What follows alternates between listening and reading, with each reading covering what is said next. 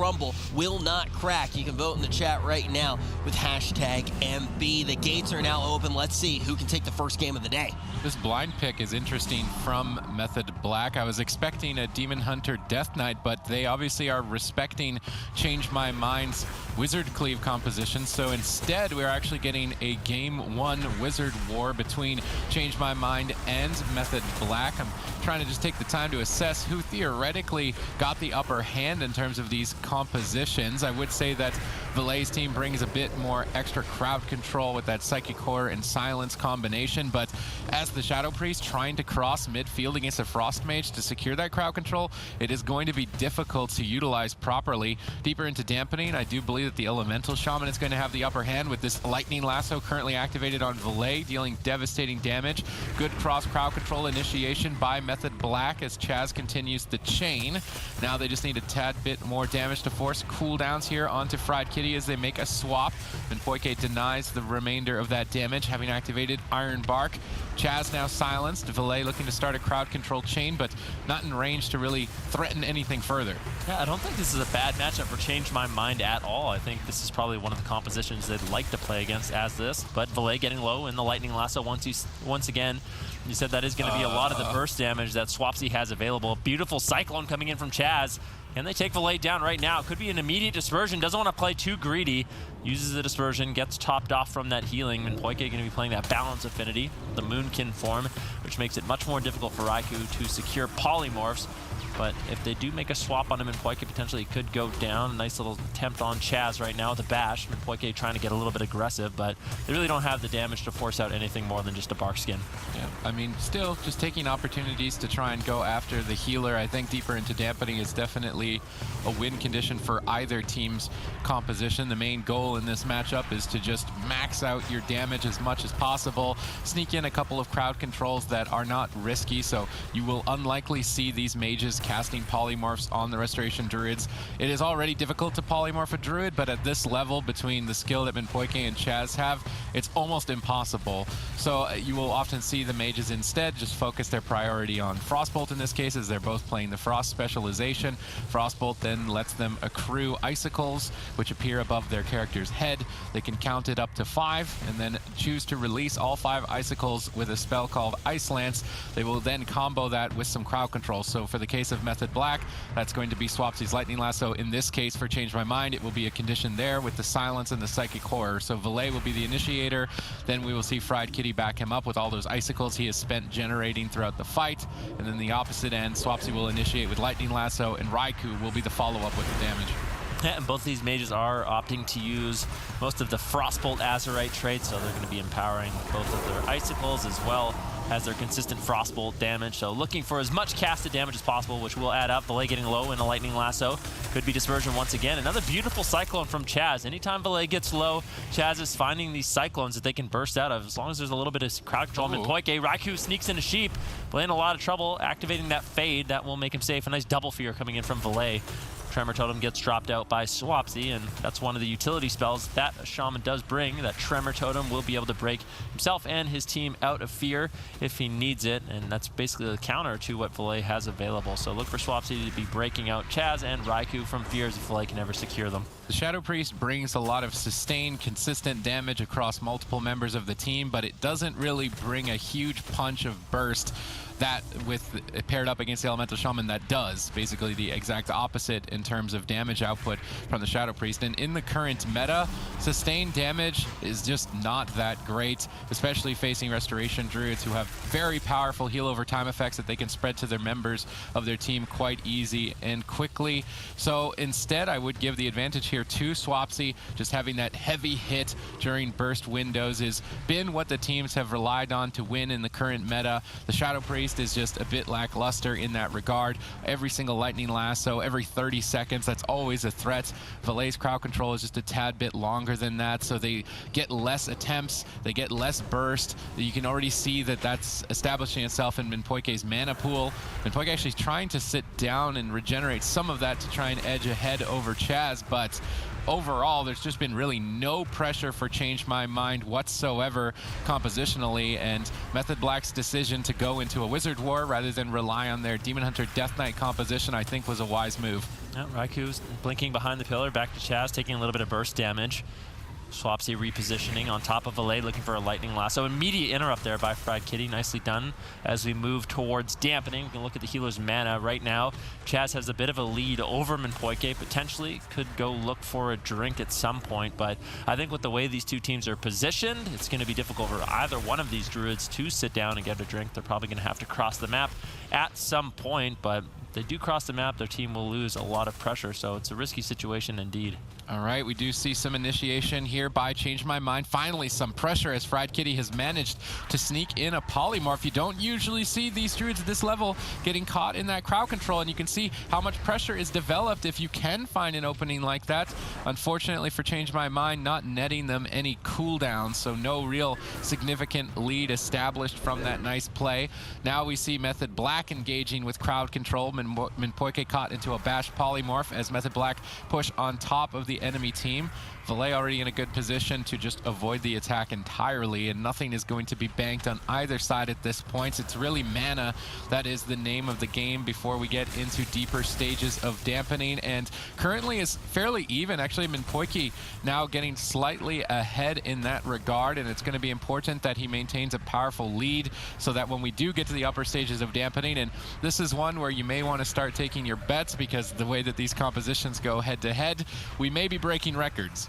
I doubt it. I don't think we're getting 85% set, I'm going to be honest. I think the Shadow Priest brings a little bit too much crowd control, and the consistent damage is high. I am curious to see which one of these teams does get an edge. Like you said, the Shaman focusing on a lot of burst, has utility shutdown, whereas the Shadow Priest has good crowd control. In addition to that, it also has a good amount of consistent pressure. Fried Kitty getting bursted down right now. Chaz mana not doing too great. Minpoike actually maybe got a drink in that situation, regenerated some of his mana, and now Change My Mind does have a lead, but with Chaz sitting in stealth and cat form for this long, I can't help but feel like he went for a drink, but unable to find it. He had to come back, assist Raikou. Psychic Horror now secured by Valet. They're looking to get aggressive onto Raikou, potentially forcing out an Ice Block, but doesn't look like they have the damage to do so just yet. Currently, we see Chaz very far behind on mana at this point as Minpoike. Is he able to regenerate any off the back of this? We're looking to see. He was able to completely reset his mana, so even though potentially compositionally disadvantaged, Minpoike doing a solid job of making sure that he's got a mana lead over Chaz to try and overcome this disadvantage in game number 1, and that's very significant here at 16% dampening. However, pressure has been almost always in favor of Method Black. Valet is constantly at sub 50% health, really no counter pressure against the opposing team, Method Black. Swapsy looking to move in and close with that Stormkeeper burst. Valet Psychic screaming him away, but still ultimately able to connect. Finally, some damage on Swapsy.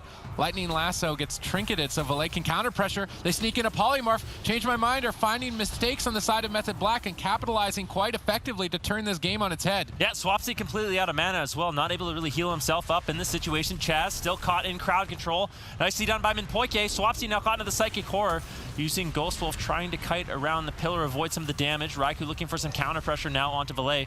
Chaz playing catch up with his Innervate, wants to make all of his casted spells free of mana, and he does manage to top off Swapsy. Good use of Innervate there by Chaz, making sure to get off that those casted heals. I think Chaz and Swapsy had a bit of a miscommunication there. You normally don't want to Cyclone the Lightning Lasso. It's the biggest damage output of the team. Chaz then tried to switch it to the Mage Fried Kitty and was able to, but they lost out on a bit of damage there. It's definitely a miscommunication, but you can already see Minpoike, even though he got a massive lead earlier on, is now starting to even out with Chaz. It's still anyone's match here at 24% dampening. Raikou trying to pause out the fight, but Swapsy's got a lot of damage lined up here with 2 lightning bolts going straight for Valet. Interrupt now on Shadow, denying any sort of defense. That Void Shift unaccessible in this position. Ray of Frost fully channeled. Lots of damage potentially here to take out Valet. Void Shift still available, but he's trying to hold on to it, instead choosing to line of sight and try and heal himself up with Shadow Mends. Not going to be enough. Huge Earth Shock forces Valet to make a trade on that dispersion. He would have liked to have held that cooldown to use for a push later into the fight, and now he will be vulnerable. Yeah, that's one of the benefits of the Shadow Priest, though, Dispersion and their Fade, that greater Fade talent. is going to be a really low cooldown, but Valet very vulnerable right now, only really has the Void Shift. Minpoike needs to connect the Ironbark, manages to do so. Valet still looking for damage, but Swapsy's been doing a really good job in this matchup, making sure he's wind shearing Valet over and over, really limiting the amount of consistent pressure Valet's been able to put out. Silence now on Chaz has changed my mind, looking to get aggressive, but Swapsy and Raikou, they're just sitting at full health. They really just can't find the damage that they need. And Poike trying to escape for a drink once again, but Chaz chasing him down. Even though Chaz is a little bit below on mana, things are looking good for Method Black. Yeah, Method Black are very solid in this matchup. The only thing really that's going for Change My Mind is Minpoike's drinks and regeneration and mana management. Currently burst towards Valet as well as Raikou. Both teams continue swinging. Maledict attempt here on Raikou to try and force an ice block. Minpoike gets polymorphed. Nice play by Method Black, but Raikou is still low on health, and Chaz doesn't have much mana to recover. He's expending the rest of that mana on a lot of Cyclones. That's going to put him behind, but if they can just net a kill off of it, who really cares? Valet ducking around the corner, avoiding some burst, but still dipping very low. Minpoike trades Ironbark, starts to stabilize. Chaz now trying to take the opportunity while the enemy team is pinned down to drink, and Minpoike does not want to have that happen. That's the only thing they've got going in their favor was a mana lead. Minpoike denies the drink. Now they stay in the fight. Valet still getting bursted. They're going to have to babysit Chaz and keep their team alive. If Valet tries to cross into center field to deny a drink, he could just explode. So Minpoike has to be the one to deny drinks and heal his team. So far, he's doing a great job bashing up Chaz now, looking to crowd control, but Raikou backs up Chaz with a blink counter spell. Well timed, and that means that Valet could be in trouble. They silence Swapsy to try and prevent any sort of counter pressure during that scary moment. Good mid-game adaptation by Valet. You would typically only use that silence on a healer, but if you are absolutely desperate, you need to mix up your crowd control usage. Still falling behind. Minpoike is having a tough time babysitting Chaz and healing Valet at the same time, and Swapsy and Raikou are trying to capitalize on it. Yep, that's the added benefit of having most of the pressure go your way. Chaz once again can sneak away for a drink. Minpoike has to stop him. If Chaz can get mana here, it's going to be looking really good for Method Black. That's the only lead Change My Mind has. Chaz is able to regenerate a little bit of mana. Valet still in a little bit of trouble. No Dispersion. He does have the Void Shift if he needs it. Vampiric Embrace as well. He gets hexed up. Swapsy and Raikou are going to be looking for some burst out of that if they can. Valet gets wind sheared once again, just over and over. Swapsy just doing a great job with those interrupts. And Poike finds a bash onto Chaz, but just no counter pressure here for the team of Change My Mind. Raikou and Swapsy have been healthy for so long. Now Valet in a Lightning Lasso, trying to heal himself up with the Vampiric Embrace, trying to sneak away to the pillar. And what was that burst? That was insane. That's Swapsy. Throwing at him. So he just needs to adapt his game plan a little bit, I think, in this matchup, because before dampening, Valet's damage is not going to matter more than Fried Kitty's for sure. Control and damage, two factors that they're going to need to balance here. Method Black, 84% of you think that they're going to be able to take it. 240 points before they even made it to this tournament, and a strong opener on the way. We see Minpoike playing Feral Affinity at the start of the fight, and that's actually something in the Wizard Cleave mirror that I think the Restoration Druids should consider, because the damage is often so slow outside of very specific windows of burst that during that lull damage point, you can jump in and add extra damage to your team and maybe potentially force a cooldown, or at least force the other team to expend more mana. And I do think Feral Affinity is something that Restoration Druids should be experimenting more with after seeing the success that Gorecki has really seen with it. We currently see Minpoike utilizing it quite effectively here on Raikou. He's been tearing into him, even as the healer, just adding a bit of extra damage, pulling Ironbark from Chaz and creating a lot more pressure, at least for his team. Yeah, and early on in the game, I mean, although Raikou didn't go down, that damage a little bit later on will be significant onto Raikou, to potentially take him down. Raikou used his Icy Veins. He's getting polymorphed up, and this is what we wanted to see from Fried Kitty, the freedom to actually get these polymorphs onto Raikou, slow down some of that Frost Mage damage, and potentially that could be favorable for Change My Mind moving forward. Right, both Druids are running Feral Affinity. Chaz using that Rake Stun into a Cyclone. And Minpoike, I think Minpoike is utilizing it a bit better so far in this match. Chaz seems a little more hesitant to try and get in there and get his paws wet. Actually, no, I swear I saw a Rake Stun, but he's in Boomkin form. I swear I did. I swear I did. I swear I saw Minpoike. We'll check the VOD. I swear I saw Minpoike in that. All right, well, maybe the stun got reflected, even though it's not possible. Maybe I'm looking at the wrong Druid frame. There's a lot of Druids, okay? There's a lot of trees in the forest. They all start looking the same. Yeah, there's a nice fear coming in from Valet. Good crowd control. Raikou getting a little bit low. Kitty getting bursted down as well. You see it too? Yeah, no, I see it. Look at Minpoike, he's in cat form right now. No, Minpoike has it. I thought I saw Chaz have it. when he jumped over, but I'm obviously mixing up the druids here. Minpoike getting bursted, and that is going to be one of the drawbacks of Feral Affinity, is that when you run out in cat form, you're very squishy. You're completely a viable option to attack and take down. So Minpoike needs to juggle both saving his team, healing them up, jumping in, pushing forward, getting aggressive, dealing damage, and then while still avoiding death himself.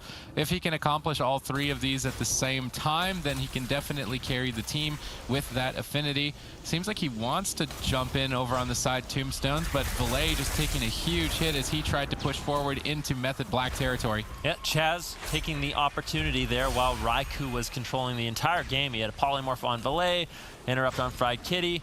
Chaz was able to sneak away and drink to full, resetting his mana, actually giving Method Black the mana lead, and I think that's really good control from Method Black, realizing in the last game they did fall behind on mana, so try to not fall behind early on is definitely an intelligent play. Cyclone now on Minpoike, Fried Kitty again bursting down, he trinkets out of the Lightning Lasso, trying to avoid some of that damage from Swapsy, looking to line of sight as well, needs to stay in LOS, or line of sight of Minpoike, is managing to do so, and I think Minpoike will be able to stabilize here, but still, the mana lead for Method Black is significant. Yeah, I mean, they've just gotten great crowd control in that entire exchange, and now Fried Kitty's health is paused at low. They're looking to try and rotate crowd control back over to Minpoike and force an ice block potentially, but they're just not able to find it. Minpoike line of sighting. Fried Kitty's still in midfield. I guess with Iron Bark, he's got more than enough defense to stay stable, but now with Lightning Lasso followed by Swapsy, can they get an ice block here? Doesn't look like they have enough damage to do so. Fried Kitty trying to launch an attack back at Raikou, almost a bit randomly, or it's just unfortunate. Valet got polymorphed right when they went for that. You typically see the Gladiator's Maledict coordinated with the team, so one player will launch it first, bait the healer to dispel its healing absorption effect, and then the other two players will follow up with their Gladiator's Maledicts. In that position, Fried Kitty launched his, but his partner, Valet, was crowd controlled and unable to, so then they become uncoordinated, and it's much less threatening when it's only one to deal. What is happening in this series? Remember it doesn't happen very often. Yeah, remember in the last game, very often. In the last game I said, you know, Swapsy's burst, it doesn't happen really often. The composition we thought they would bring in game number 1, it has been what they've been defaulting to. Besides that Mage Ellie, those two compositions is what we've seen them be the strongest on so far. And I like this adaptation. On the smaller map, it's going to be difficult for Change My Mind to escape from Raikou with those mana rifts already starting off on Minpoike. Good life grip there. Leap of faith by Valet to secure Minpoike away from that mana rift from Raikou, securing his mana for a little bit longer. We're going to have to look for him to consistently do that whenever it's off cooldown, just to buy Minpoike's mana as much time as possible. All right, Change My Mind going for Hook Point, a small map, and Method Black say thank you and lock in that Demon Hunter Death Knight composition. And the reason that it is so potent is that as a Restoration Druid, you typically are required to drink to regenerate your mana for a late game play, and on this map, you're not drinking. It's not happening, not on Hook Point. It's too small, it's too narrow. People can get across the map too easily. So Raikou is likely running that Mana Rift ability, the Honor talent, so he can then burn down the mana of Chaz, build a huge lead there. Sorry, burn down the mana of Minpoike and build a huge lead there. And then due to the map that Change My Mind have locked in, he's never going to be able to sneak away, drink, and regenerate mana, and Method Black can just take a clean 3-0 here against Change My Mind, unless they can change my mind with some amount of damage that I've not seen them yet capable of. Method Black are looking strong. And I just want to say how impressive this is from Method Black. It's very rare, I don't know if we've ever seen it, where two caster players will switch over and play 2 melee on such a high level, and that is really what makes Method Black such a dangerous team. Raikou is getting low. This is a nice setup from Change My Mind. Iron Bark was committed, but Raikou still with the blur, as well as Darkness, should be able to survive, top himself off now that he's in Metamorphosis, that demon form. It's a lot of leech healing, so when you see him in that demon form, whenever he's attacking, he is going to be healing himself up a significant portion of his health. And that's what makes this comp so strong. You have the Death Knight, who has a lot of self-healing, as well as the Demon Hunter, which basically means Chaz doesn't have to use as much mana, and his team is overall just exceptionally durable. You'll often see Minpoike just use his Gladiator's Medallion to remove stuns from Raikou, and this is so that he can dodge the Mana Rift. Earlier on in the last stun, Valet used Life Grip to be able to pull Minpoike away from the stun mana rift combination and avoid its mana draining effect. If they can coordinate these two spells together, they can drag on the fight to potentially open up opportunities to kill a target later into dampening. And dampening is pretty much required when facing this Demon Hunter Death Knight Restoration Druid combination. Restoration Druid, just the king of the healers, definitely on top. Its only weakness right now is that it does need to drink frequently, which you can capitalize with small maps, but in general it is the best healer overall. Demon Hunters bring in consistently insanely high self-healing mechanics, as already explained through Leech. As you can see, Raikou uses I-Beam. It activates this metamorphosis ability where he grows wings, he becomes gigantic, and every attack he does heals him for a significant amount. Then of course we have Death Knight here for Swapsy. He brings in Death Strike, which heals him for a significant amount of his own health. So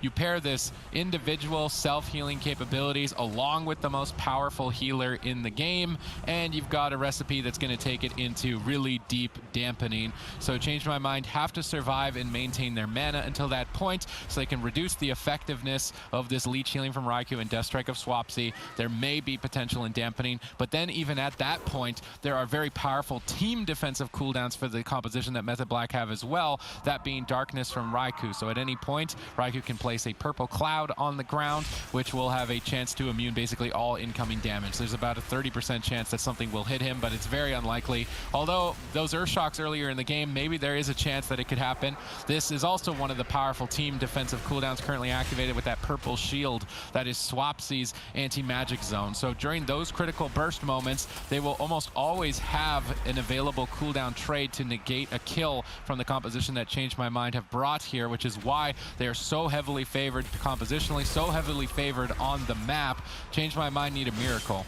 Yeah, and Swapsy really playing to that advantage. He's actually playing the PvP talent Transfusion, so every 45 seconds he can reduce the cost of his Death Strike by 50% for 7 seconds. So that gives him a lot of self-healing every 45 seconds that he can use to top himself off. He's going to be dropping that Raise Abomination we often see Death Knights play, but he realizes his win condition is just to survive as long as possible, limit the amount of damage that Fried Kitty and Valet can really do, not die, and eventually Minpoike will go due to the mana rifts of Raikou. On this map, it's just so hard to avoid, and Method Black, similar to how we saw Method Orange, is implementing this strategy quite beautifully. I mean, it's difficult for Change My Mind. They're a very high caliber team, especially on this Shadow Priest Mage comp, but Fried Kitty with Swapsy just sitting on him the whole game, his damage is so limited. He's just getting interrupted, Mind Freeze, it gets interrupted by the Ghoul over and over and over, and he's not able to consistently drop out the Blizzard and get the Frostbolts he needs to do significant damage. I will say Minpoike and Valet have been doing a good job of dodging as many mana rifts as physically possible, so they at least have some opportunity here as dampening has just begun. But as you can already see, Minpoike tried to sneak away and get a drink.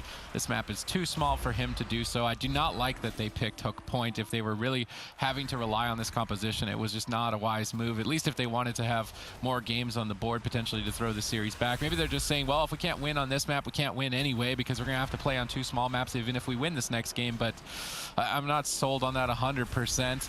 Icy Veins currently activated, so this is typically where you will see a trade from Raikou with Darkness, as it lines up so efficiently with Icy Veins and potentially needed. Raikou gets mind controlled at low health. Iron Bark before dampening is likely to be enough damage reduction for Raikou to safely stabilize throughout this pressure.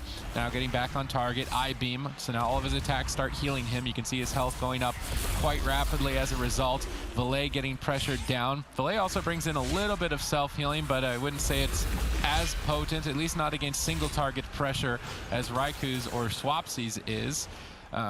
There's another mana rift timed there with the Ursul's Vortex. I'm not sure if it was actually entirely able to connect onto Minpoike as he's jumping in to get crowd control for the team. Finally, Change My Mind are starting to initiate some crowd control and trying to find some burst opportunities.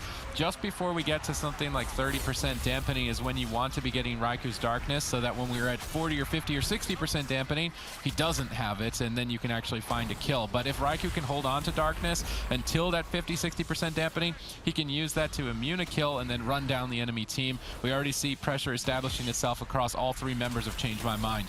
Yeah, and this is looking like a tag team tournament. Anytime Raikou's getting targeted down, caught Novas, and has to play a little bit defensive, you immediately see Swapsy run over to Minpoike and say, well, if Raikou can't sit on you, I certainly will. That will keep Minpoike's mana at a critical level. Poike on 50% right now, still has his Innervate active, so he might be able to top off Fried Kitty. In terms of defensive cooldowns, Change My Mind is still doing quite well, but often what we see from a composition like Method Black, when you go up against them, things are stable, you have all your defensives, and then your healer goes out of mana, and then things just start spiraling out of control. You'll see Dispersion, Void Shift, both ice blocks pulled out rapidly, especially as we move towards the 30–40% dampening. The Method Black can keep up the pressure and just stop Poike from drinking at basically all costs. Pressure on Fried Kitty here by Method Black as dampening ramps up. Damage becomes more valuable than healing. And Poike actually did manage to sneak away. How much mana did he ultimately get? I mean, it's better than nothing, especially on this map. He's actually got a lead over Chaz, and Poike has been doing everything he can for his team, but the compositions that they've brought in the current meta are just not enough to take down the compositions that these types of calibers of teams have brought in, such as Method Black and as we saw earlier in the tournament. So I'm not sure if they've got what it takes to go all the way, but they're trying to do everything in their power to make it happen. Can they do it battling against the meta? Another important thing to take note is that these players are playing on a tournament server, which means they have access to the highest item level gear in the game, basically the best gear in the game. And when you have high item level Azerite gear, you actually have 20%, I believe, more maximum health than in any other patch of this expansion. So these teams just have huge health pools, which then makes percentage-based damage even more valuable. Currently a big attack here on Raikou. This is where they would have liked to be getting the darkness, but at least they get the anti-magic zone at that 20–30% mark. If they can keep pressure up and get darkness here as well, it's definitely going to be critical if Change My Mind are going to be able to take this game. They're not finding enough damage to do so. Valet now on the back foot, and Poike trying to stabilize. Change My Mind doing a phenomenal job, but I just don't know if they're going to be able to overcome this disadvantage.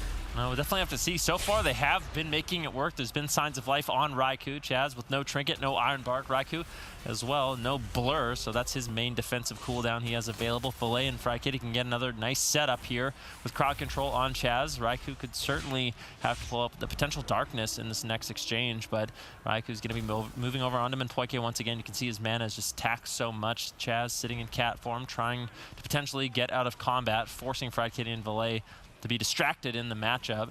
But I really am impressed with how Change My Mind is playing this. Poike's been able to hold on to that mana for so long. Yeah, his coordination with Valet has been critical here on Hook Point. And if they can take the worst map for them out of the pool, maybe they do stand a chance to come back in the series, but they need to get that darkness from Raikou. And if they can't get it within the next 10% of dampening, I think they are going to be overwhelmed with pressure. So, and that number gets to 40%, they need to have gotten through it. Can they do it? They do have a significant mana lead, actually, which is quite surprising. And I mean, Chaz has the same disadvantage on Hook Point. He actually can't really drink either. Valet gets crowd control onto Chaz. Raikou reverse magics it, but now potential opening for Polymorph. If Fried Kitty can sneak in one, he gets it. Good opportunity for Change My Mind to try and force a darkness.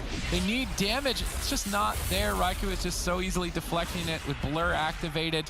Basically, Chaz and Raikou can make trades with Iron Bark and Blur, as they are basically the same cooldown, and you just rotate them one after the other. And then if one of those isn't available, you then look to use a team cooldown, so something like Darkness or Anti-Magic Zone. And because Method Black's defensive rotation has been on point, no real big overlaps there, and the potency of their self-healing, Change My Mind, just aren't finding that opening that they need. They got maybe another 5% of dampening to get darkness from Raikou, but they're getting overwhelmed already with Fried Kitty down at around 20%. And Poike's mana still looks somewhat serviceable here in game number 3. As they're on match point, they have to win this or they're out of the tournament. Yeah, Change My Mind getting lower, all 3 members. How's been Poike going to deal with it? But big burst on Raikou. Anti-Magic Zone does get dropped out. Can Raikou survive?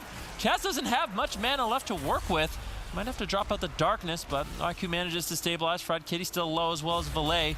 Now I'm in Poike in a bash. First ice block gets forced out, and this is the moment I'm talking about in the game. At 30–40% dampening, this is when we're going to start seeing every single defensive cooldown from Change My Mind forced out if Method Black can continue the pressure. Yeah, and at this point, they're really not looking too good. Raikou has his Blur rotated back up, Iron Bark for Chaz, and Darkness. So 3 options that Change My Mind have to try and push through.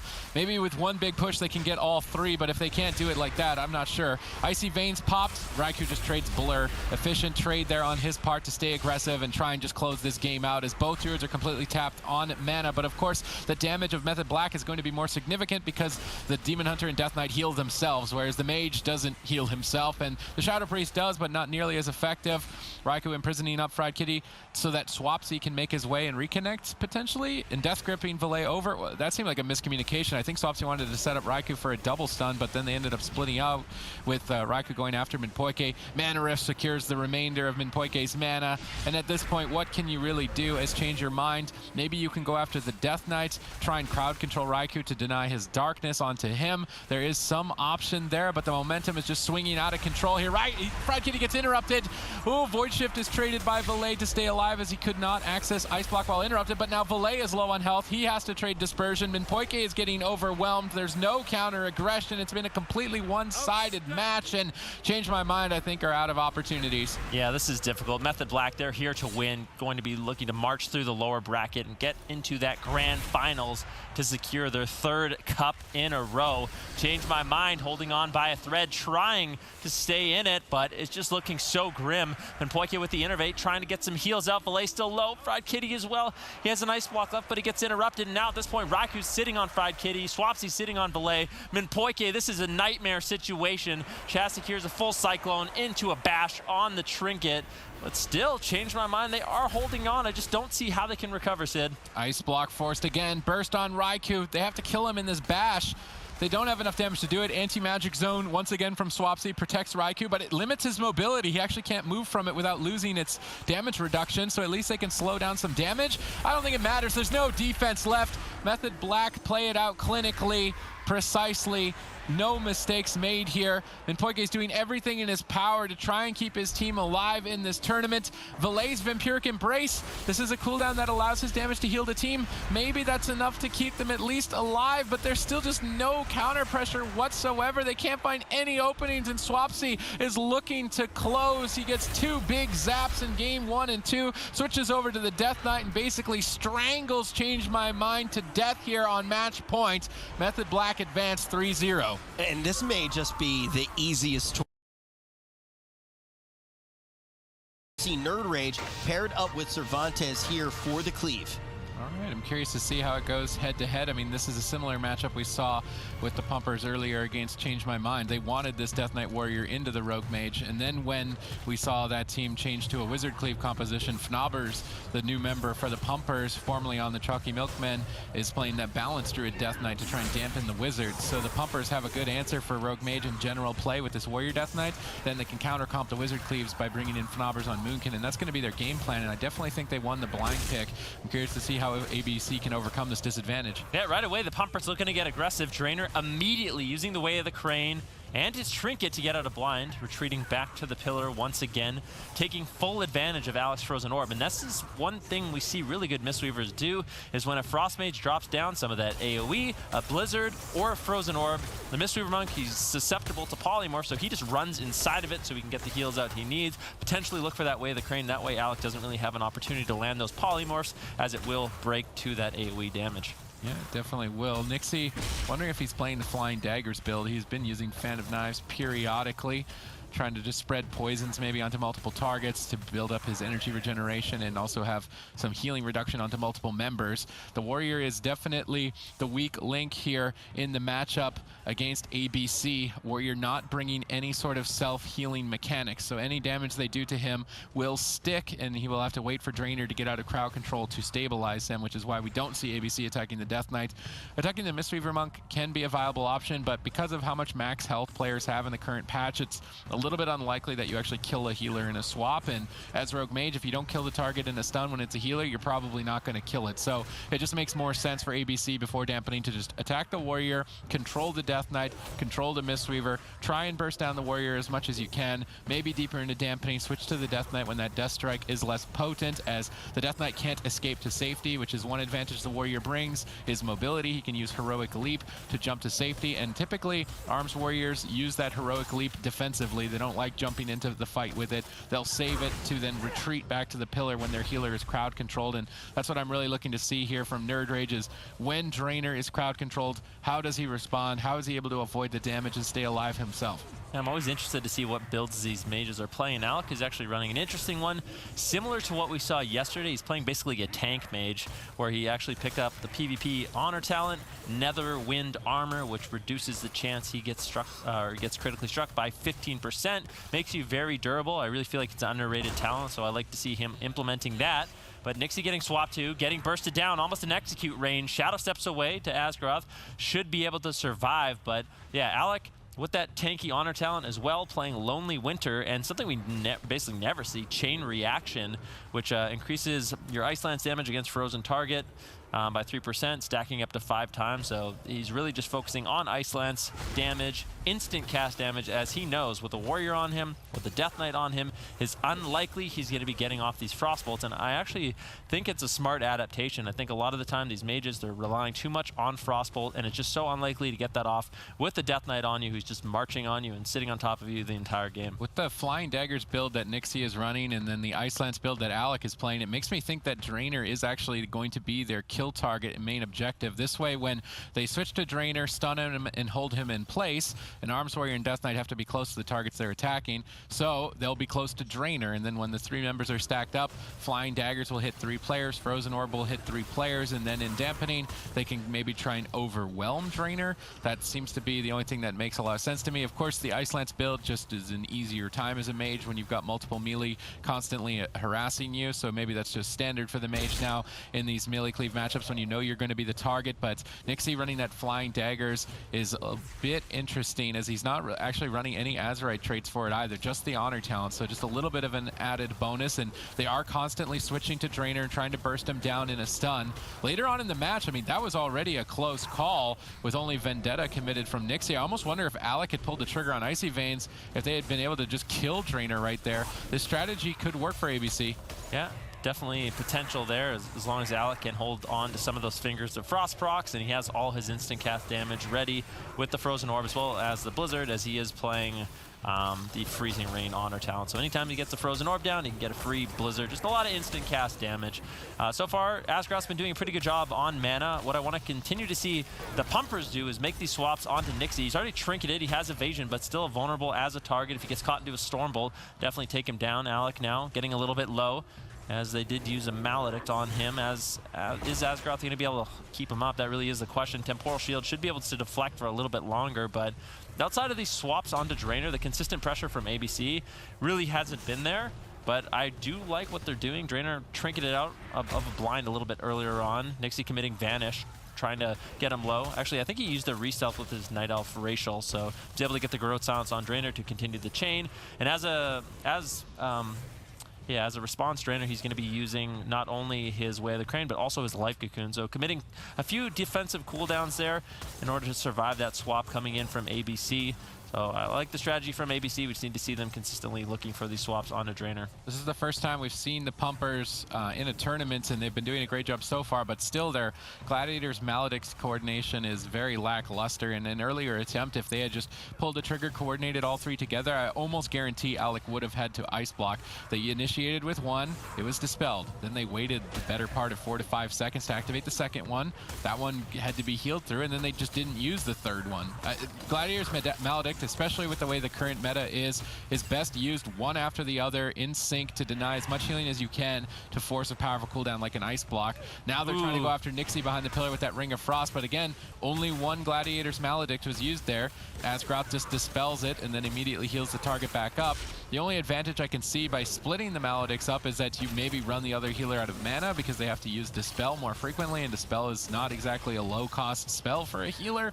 That's really the only thing, but I feel like against these mages, when you're playing it with a Way of the Crane Monk, is that you just use 3 Maledicts to get an Ice Block, 3 Maledicts to get an Ice Block, and then 3 Maledicts to get a kill. And if you can do that, it sounds really simple for me to explain. If you can do that, you're going to win the game very easily. So I really want to see the Pumpers just wait, let all 3 of their Gladiators Maledicts, come back off cooldown because they're out of sync right now, and go for big wave pushes. I think it's smart, especially if you can get Iron Bark out of the way, Temporal Shield out of the way, then it's almost a guarantee. The one thing Alec has available is he is playing the Dark Iron Dwarf, so he has that Fire Blood racial if he really needs to, and we've seen people opt into that to remove the Gladiator's Maledict, as it is a magic debuff that can free him up from some of that healing reduction available. It's a good racial, especially in this particular meta.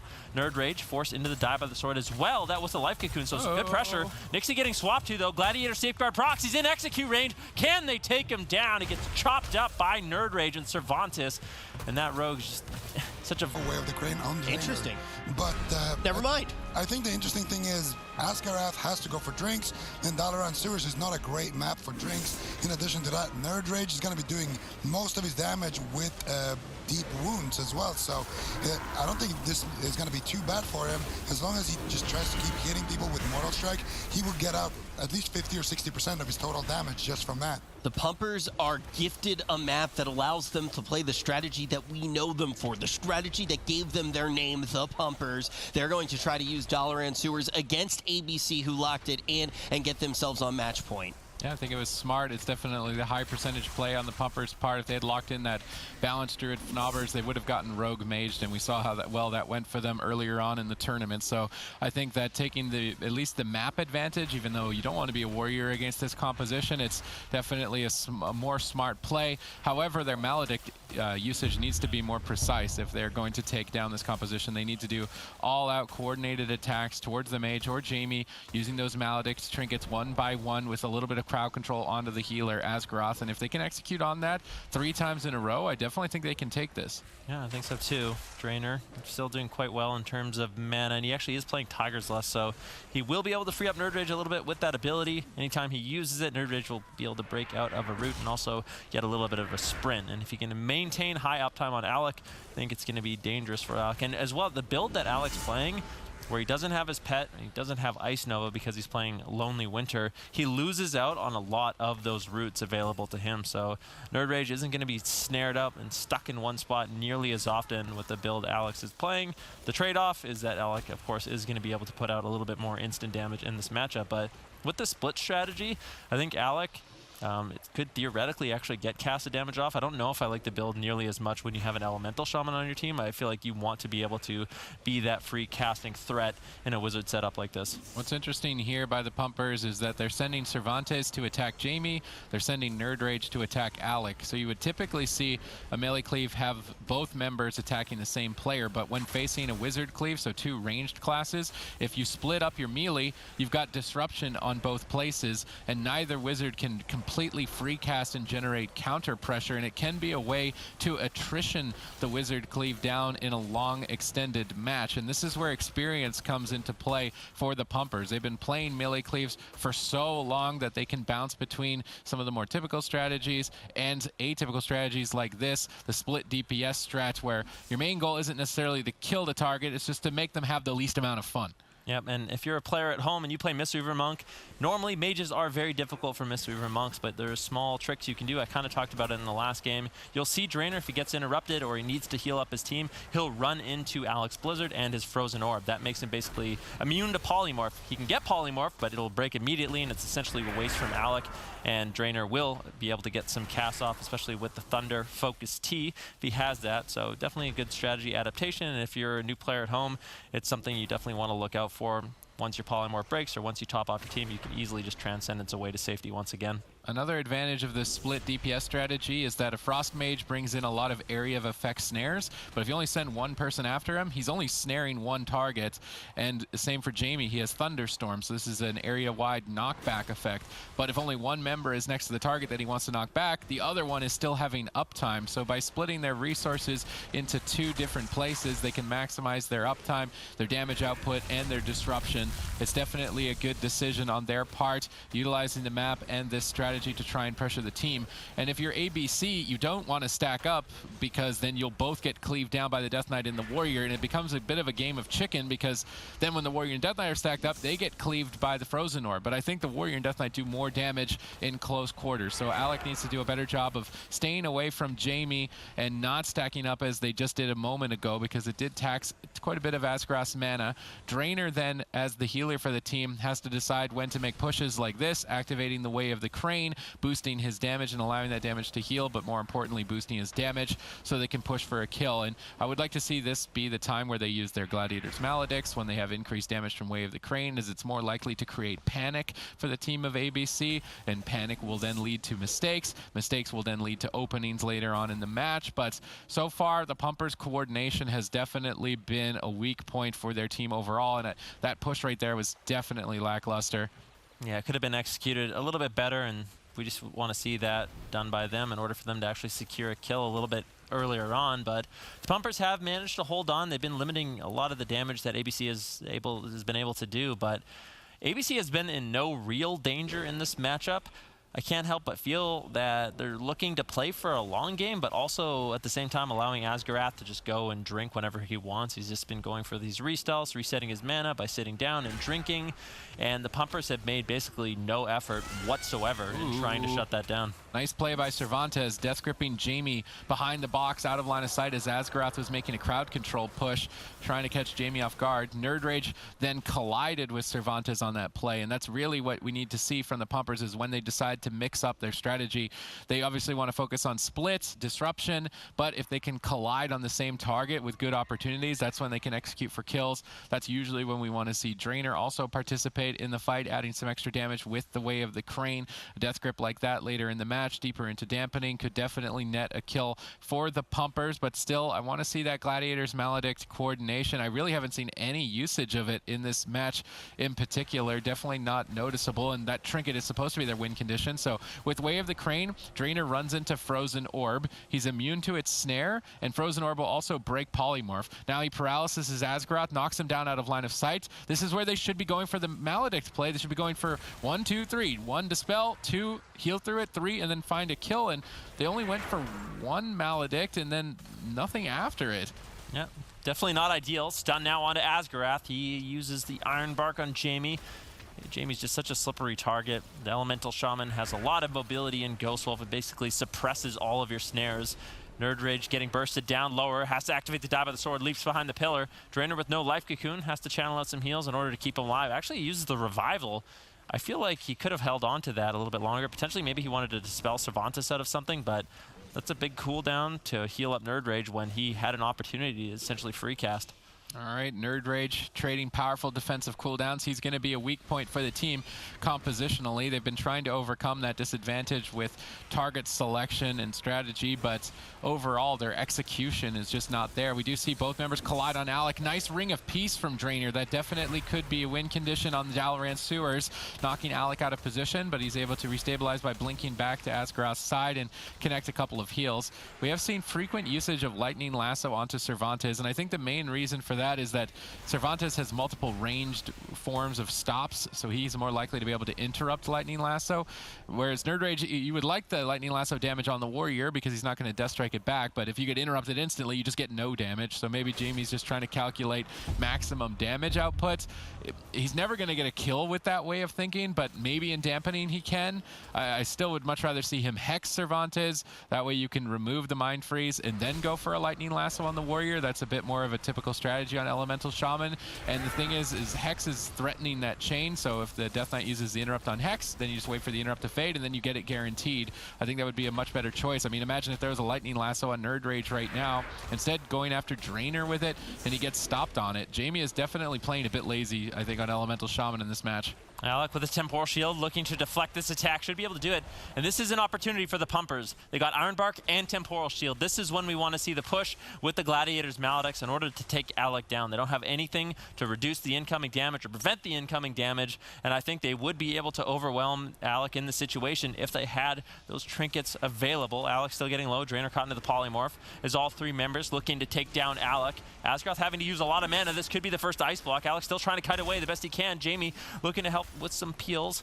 Drainer keeps certain Nerd Rage in the fight with the Life Cocoon as they push in and try to force out this first ice block. And Alec, running out of mobility, really didn't have much he could do. And that is the checklist the pumpers need to be finding. Iron Bark, Temporal Shield. Once those are gone, that's when you push. That's when a mage is vulnerable, and you can actually start forcing out these ice blocks. But now it will be counter-aggression from ABC as Stormkeeper is channeled. Lightning bolts are flying in. Drainer timing some big heals. Thunderstorm on the anti-magic zone, but unfortunately Nerd Rage able to immediately charge right back into its defense and on target. We see Frozen Orb currently down here for Alec. He wants to generate pressure. Nerd Rage uses Spell Reflect. This denies Ice Lance, which is boosted damage during Frozen Orb, so good defense on Nerd Rage. Ducking around the corner, waiting for that to then fade, then charging back into the battle. Definitely top-level warrior play in terms of knowing when to bounce between both defense and offense. Alec looking to get crowd control, gets denied by Nerd Rage again with that War Banner. Nerd Rage definitely doing a great job. Cervantes, though, is starting to lose the 1v1 against Jamie. Now instead trying to collide on Alec along with Drainer. This is the way of the crane push. This is where they need to coordinate their Maledict. They're gonna get it. They don't even need to. The damage is too high. Second ice block has been forced, and the pumpers are in the driver's seat. The pumpers, they know their win condition. Once again, we see Drainer with the way of the crane. When Iron Bark's down, when Temporal Shield's down, ABC, they have to try to hold on to those defensives as long as they can, because if they're just throwing them out all willy-nilly, then it's just so easy for the pumpers to make that offensive push. Jamie getting a little bit low, and as we move to 30% dampening, it really feels like most of the pressure's in the pumpers' favor. Drainer had to trinket and use Life Cocoon and die by the sword, so now all of a sudden things are looking good for ABC. So many defensive cooldowns forced out basically instantaneously on the pumpers. All right, that lightning lasso might net a kill here. Maledict flies in, dispelled. Where's the second?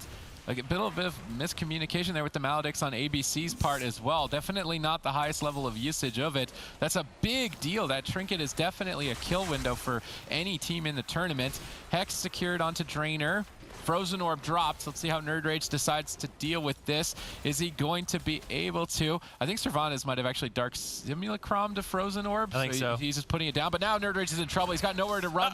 Kited Nerd Rage into the perfect position. That was really well done from ABC, dragging him out into the open corner, away from the boxes. He responded to ABC versus the Pumpers, Game 3, gates open. Yeah, we'll have to see what exactly ABC can get done in this matchup. It seemed like their best opportunity in game number 1 in the Grand Arena was going after Drainer, but immediately Alec actually finding a polymorph on Drainer, sneaking it in. Nerd Rage just going to be line of sighting with his Blade Storm. Now a big swap over onto Drainer. Immediate counter stun by Cervantes, though. I think we'll keep Drainer alive, buy him enough time to throw out that Life Cocoon. Now we've been seeing Mistweaver Monks, they just are not afraid of using that Life Cocoon as soon as possible. It's very efficient healing in terms of mana. It's also a really short cooldown, so it's not that scary to throw it out. Drainer's gonna have that back up in around 40 seconds. All right, Asgroth in the back line, timing a ton of heals with his Innervate. Really effective use of Innervate there, making all of his expensive healing free. That allows him to stay at top mana throughout this initial attack against the Pumpers. Now, ABC's main strategy against this composition has been to kill the Mistweaver Monk, so Drainer. On Blade's Edge Arena, this is why Drainer's team picked it. It's probably one of the more difficult maps to kill a Mistweaver because they can jump down off the bridge and then use Transcendence Portal back up. So Drainer moves in with Way of the Crane. They stun lock him and try and kill him. They held on to Asphyxiate to stun Nixie while Drainer was stunned, limiting the amount of damage, allowing Drainer more time to spend in the midfield. We see Maledict activated here onto Alex. Second Maledict, much better coordination in that position here by the Pumpers, but the Temporal Shield of Alec was perfectly timed and likely to soak up tons of that hits, but even still, a lot more momentum now that the Pumpers are coordinating better. Yeah, I think it was smart. I think they got the Fire Blood racial from Alec there as well, so we won't have that available for the next time they have the Maledicts up, I believe. We'll have to see what can happen. Ooh. Drainer, I think, was going for a drink and actually got sapped. Nicely done by Nixie, but he commits his Vanish to do so. So one of his defensives now gone, and really they weren't able to get much done. I mean, it looks fancy to go Vanish off, get a sap, but when you have no damage to follow it up, it's essentially a wasted cooldown. Drainer's going to be able to portal back up quite easily. Cervantes, Nerd Rage, they literally took 0 damage during that crowd control chain, and now Alec is the one that is in a little bit of trouble. All right, so Way of the Crane is available. Waiting to see when Drainer tries to push in for that. I can imagine that Nixie is holding Kidney Shot to switch targets. So if Drainer just sits back and chills, doesn't really do anything, Nixie Nixie will sit on his kidney shot for an extended period of time, which means that Cervantes and Nerd Rage get more uptime. I actually think Drainer should just relax, take a break at the top of the bridge. You know, now they've committed the kidney shot. Icebound Fortitude traded for that. I guess Drainer was looking for a drink and resetting his mana pool.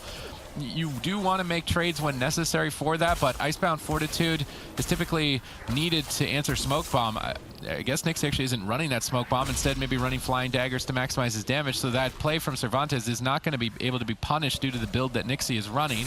Asgrath currently crowd controlled, but with preemptive activation of Iron Bark, Alec can tank all of this damage quite easily. Drainer using that Way of the Crane, but getting kidney shot on it.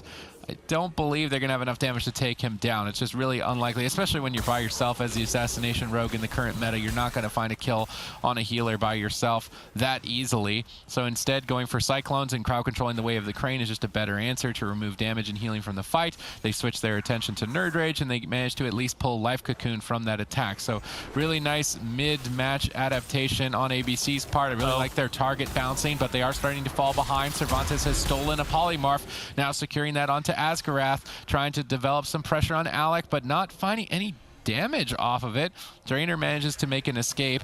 I still really like the map pick from the Pumpers. This was definitely a smart decision on their part, realizing that ABC was going after Drainer in Game 1. They remembered that moving into Game 3 and picked the best map for Drainer to be able to survive. Yeah, and Drainer has been using the map quite effectively so far as he moves in, getting a double leg sweep onto Nixie and Alec. Do they have the damage to take Alec down? Asgrath still has the Iron Bark. He really needs to use it. Anti-Magic Zone gets traded out. A big swap here onto Drainer, but he should be able to easily tank through this damage with Anti-Magic Zone, with the Fortifying Brew. Those defensive cooldowns can carry him forward and keep him alive. All right, at this point, no real significant lead for either side. Perhaps ABC have some opportunity to kill Cervantes, but before dampening, I don't think so. Instead, going after Nerd Rage with Blind on Drainer. No damage, though, and Drainer is deciding to sit through this. We would typically see a healer use his Gladiator's Medallion to break out of Blind, but Drainer's just read the situation, said, you're not committing any damage. I'm not giving you my Gladiator's Medallion. Now, the Pumpers look to reverse the damage, getting crowd control of their own onto Asgarath, chasing down Alec. Alec downstairs, but all three members connecting here shortly. Drainer with that Way of the Crane might be the X factor. That push right there, I would have maybe liked to have seen some Gladiator Maledict usage on their part. Might not have been available. Double stun secured by Drainer. He might be moving for Paralysis. There's Paralysis. Typical crowd control combo by Drainer. But now Drainer caught out in the open. He's going to have to relay that Transcendence or look to try and escape with that Frozen Orb down. Alec's damage is boosted quite high. Drainer gets Ursul's Vortex back into it. Good placement by Asgarath. Pressure still mounting, but Alec is forced to somewhat retreat away. Fortunately, Drainer actually just jumps down back in line of sight, tries to use the corner to line inside him. I would have liked to maybe have seen Drainer just stay up top.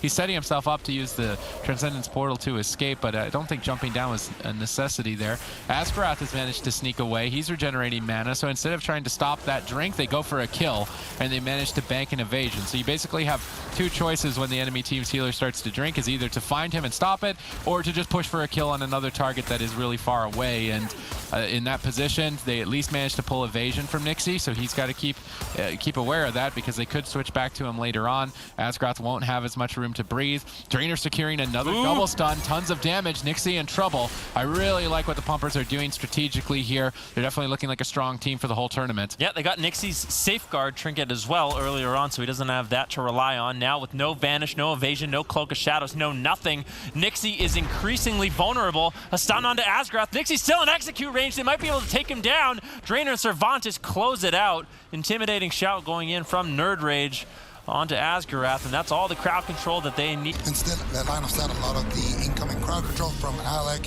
And previously, we used to see Elemental Shamans Gust of Wind on this map. It was a really good map for Elemental Shamans, but now it's more a place where you want to kite up. You're going to see Jamie maybe move towards that spot and then try to knock people off. But with Cervantes having that death grip, it's not going to be favoring either team too much in this matchup. I don't think the map is necessarily going to play an advantage either. Tiger's Peak is just neutral, mid-ground, very similar to Nagrand Arena, and that's probably why ABC went for it. Maybe they're actually afraid of the Moonkin composition on a large map. That's why they don't want to go there. I don't know why they would be. I'm almost more afraid of the Arms for Your Death Knight as Ellie Mage if I'm them. I mean, it was a bit of a close call on Dalaran Sewers, and Tiger's Peak isn't much larger than that, so potential for the Pumpers. I'm curious if they're going to go for that split damage strategy. It appears to be the case with Nerd Rage chasing down Alec and Cervantes going after Jamie. Jamie and Alec trying to tag team to drag both members into Frozen Orb to at least boost the damage, but they don't want to spend too much time together as an Arms Warrior can cleave multiple targets, especially with that Blade Storm activated. So maybe Jamie and Alec, they focus on colliding together when Frozen Orb is up and then looking to split apart when it isn't, and if they can implement that, they can increase their damage enough to secure a kill. Yep. Once again, we're going to be seeing Alec just really focusing on that Ice Lance build, dropping down the Blizzard, resetting his Frozen Orb, and that's when his big moments of burst will be available to him. Cervantes now chasing down Asgarath, and what we didn't see in Dalaran Sewers was the Pumpers trying to slow down some of these drinks. That might be an adaptation that we see here in this matchup. Now that Drainer's played a little bit aggressive, we see Alec actually sneaking a poly. Unfortunately, does break. Repolymorph going to be secured. His Nerd Rage going to get bursted down. It looks like he should be okay. Cervantes backing him up very easily with that anti-magic zone. I think that was all 3 Maledics from the team of ABC. Oh, there's the third one.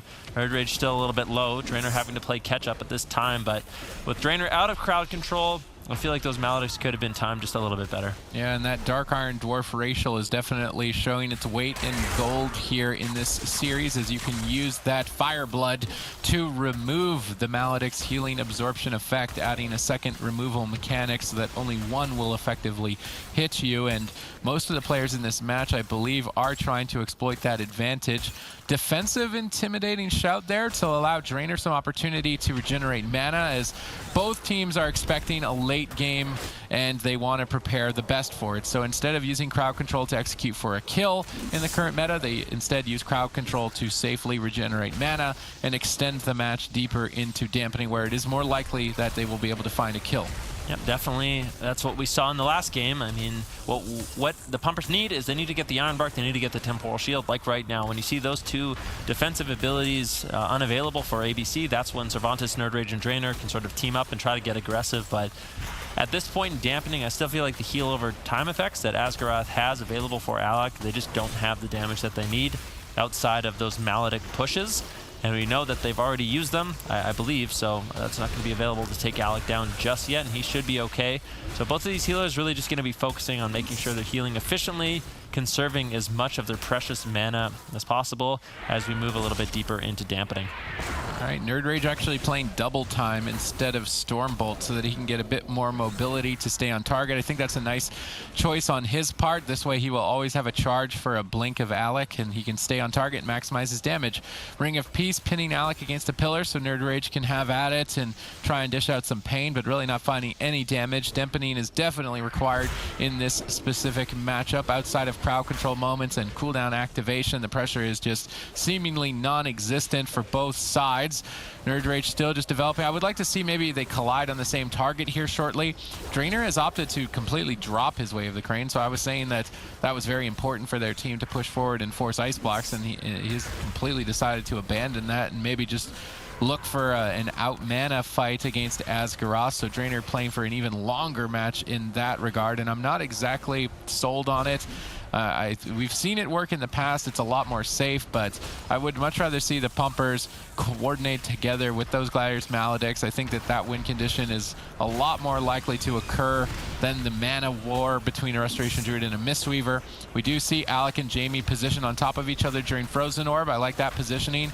That forced a lot more pressure. They got Icebound Fortitude and Life Cocoon from the side of the Pumpers, but now that that Frozen Orb has faded, they need to split up again and limit the amount of damage coming their way.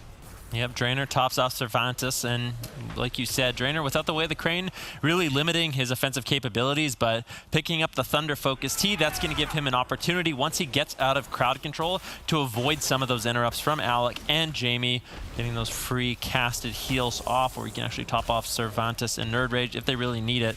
In the last game, we saw him try to keep his teammates alive with the way the crane was completely out of mana, got kited on it, and just couldn't find the healing.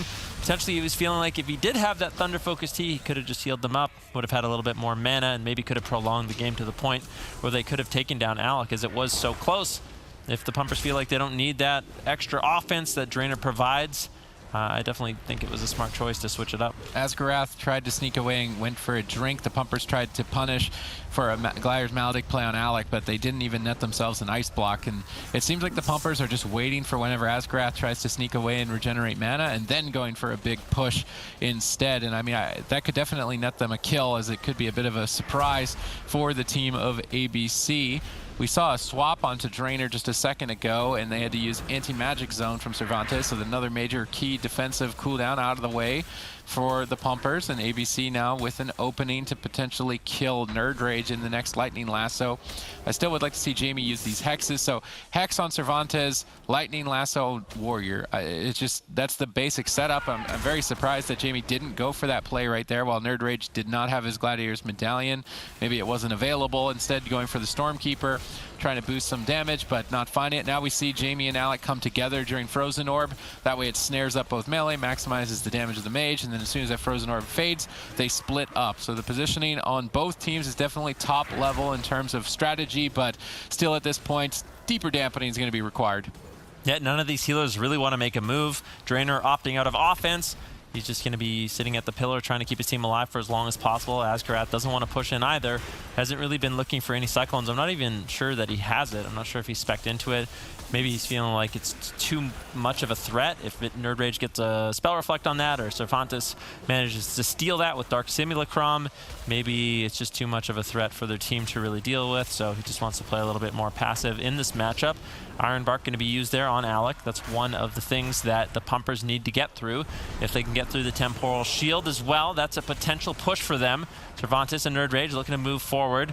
That's going to be one Gladiator's Maledict. Alex manages to survive with his Temporal Shield. He should be fine here in this situation, dropping out the Frozen Orb and Blizzard, trying to get some sort of counter pressure here against the Pumpers at 16% dampening. Jamie moves forward, lands the full Hex onto Drainer. Nerd Rage could be in some trouble, but I think the Pumpers are going to be able to stabilize quite easily. Thunder Focus Tea used by Drainer. This is what I'm talking about. When he gets out of those hexes, out of those polymorphs, having that free cast ability with that Aura Mastery effect, the Thunder Focus Tea, he can easily top off his team. Yeah, it will be very easy for him with those cooldowns when they are available. I'm not the biggest fan of the strategy that Drainer is going for, opting out of that Way of the Crane. I think it's almost a necessity when facing this composition to have that extra bit of damage to at least force ice blocks and push the team over the edge. Drainer's going for a much safer play. Of course, when we move into Game 5, his team has the advantage anyway. They can then lock in the Balance Druid if they see this Frostmage Elemental Shaman composition coming their way, or they can block in the Arms Warrior Death Knight if Rogue Mage is sent at them. So either way, the Pumpers have set themselves up well by winning that blind pick and winning their map advantages. So even if they lose here, it's not the end of the world. Maybe going for the safer strategy to try and catch ABC off guard deeper in dampening might be the case. It's the only thing that I can really think of here. Drainer just wants to play a little bit slower, but the other thing he loses out on is that when he's counterspelled, he has basically no healing going out. He would otherwise be able to use Way of the Crane when counterspelled. Now he doesn't have that, and there's two ranged interrupts, as we saw a counterspell into a Wind Shear. Couple bits more into dampening, and Cervantes could disappear during a play like that from ABC.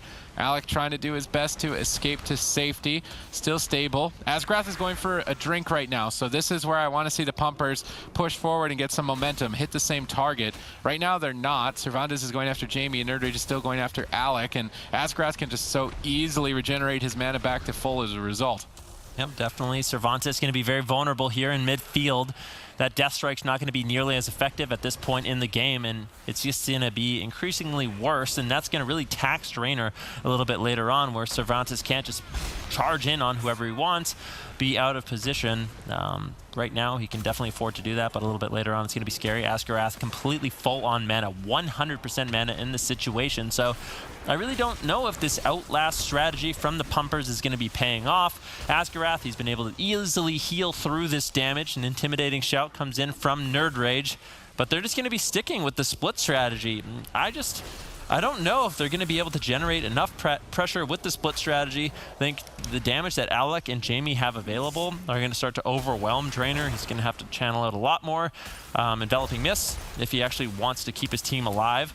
Nice little setup here onto Alec with the leg sweep. He gets gripped in, but with that thunderstorm from Jamie, Alec's going to be completely fine, and that go is completely stopped. I mean, when we get into deep dampening land, things get a little bit chaotic, so there is potential for the Pumpers to just find a kill out of thin air, even though they are falling quite far behind. In something like this, they managed to pull Astral Shift from Jamie by just simply switching targets. They've been spending a lot of time on Alec, and now switching back to Alec. I do like this from the Pumpers. They're getting a lot more aggressive. They're pinning ABC against the wall, but now as they overextend, Drainer has exposed himself to crowd control, and they immediately capitalize on that. Now Cervantes forced to make a bigger trade with that anti-magic zone. Life Cocoon is not that big at 37% dampening. They have to use anti-magic shield on top of it, so 3 major defensive cooldowns off the back of Drainer making 1 aggressive push, and that's why I was thinking he dropped the way of the crane to avoid that situation. So why did he walk into it there without even running away of the crane to boost his damage? Now his team is really far behind on cooldowns, and they're going to have to work with very little to try and find a kill. They catch Alec in a leg sweep. They go for the sharpened blade. This would be a good time for some Maledict trinkets potentially. They want to wait. That Temporal Shield and Iron Bark are going to fade. While they're activated, they switch targets. Instead of attacking into the bonus defense, go after a different target that would be more vulnerable. I think that's definitely a wise decision, but Drainer still playing aggressive and forward without way of the crane. He isn't getting boosted damage. He's just exposed to crowd control, now getting counterspelled. His team trying to do the best that they can to just close this series out and advance to the grand finals. Even if they can't, they've set themselves up well for game 5 with the map pick and the comp advantage. Asgraf dropping a Maledict here, but denied by Drainer's Life Cocoon. Cervantes starts to stabilize, trying to retreat away from Jamie's Stormkeeper, which could be devastating here at 43% dampening. Drainer still locked down in crowd control. I think Nerd Rage is likely to be the target for the rest of the match. Cervantes is just too stable on that Death Knight class. Nerd Rage Frost Nova up. Instead, actually, they are going after Cervantes. That Lightning Lasso, Frozen Orb perfectly comboed together, but that Primal Elemental was next to Cervantes, so he needs a target in melee range to use Death Strike. That giant Fire Elemental right next to him is perfectly adequate to access Death Strike, and definitely able to capitalize on it. Well done for Cervantes, not getting caught off guard, finding that opportunity, restabilizing himself. Now they're pushing forward. Once again, Temporal Shield, Iron Bark out of the way, and even still with that, dampening is high. That defense doesn't appear to be enough, and the Pumpers are starting to push forward to desperately try and get an ice block from Alec. Yeah, Alec low. This could be an ice block, the first one of the game. He is forced into it. There's the Cyclone. Cervantes doing an excellent job with that Dark Simulacrum, setting up his team.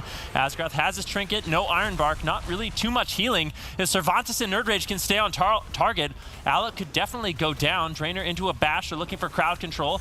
But we saw this happen on Dalaran Sewers as well. Nerd Rage and Cervantes, they need to be careful not to overstay their welcome, but I do think it's important that they make an offensive push right here, right now. Drainer getting hexed up, Cervantes into the stun. He has the anti-magic zone. Is he going to be able to get it off? Gets lower and lower, and that added damage from Asgaroth just overwhelms the Pumpers. They tie up this series 2-2. We're going all the way to a game 5, and the question is... Right, ladies and gentlemen, it is match point in the upper bracket. Let's see if Knobber substituting in here for Nerd Rage can carry the team. This composition was definitely their answer for Wizard Cleaves, but they have not gone up against ABC in this matchup in particular, so let's see if Jamie can bring some surprise. Jamie positioned quite forward and aggressive for his team. Alec chilling in the back line, not making a move just yet, as Alec is likely the target, so he wants to be able to retreat away as he is right now to avoid any sort of boost damage Fnabbers has currently active with that Incarnation. This is typically a big window of time that the Pumpers want to get cooldowns out of the way. They've managed to at least get the Temporal Shield and Iron Bark from ABC, but that's more than a fair trade on their part. Then they switch targets to Jamie. Good pressure output from the team of the Pumpers, but they didn't net any major cooldowns like an ice block, so I don't think they're going to be able to really take advantage of that push. I think what the most important thing the Pumpers need to do is they need to be slowing down any drinks from Asgaroth, and I think on this map it's very easy for Fnabbers with the Starfall to shut that down. So Asgaroth's going to have to be very efficient with his mana in this matchup. Nice little swap here onto Drainer as he gets bursted down a little low, but potentially a little bit of a miscommunication there. It looked like Jamie was trying to take down Drainer.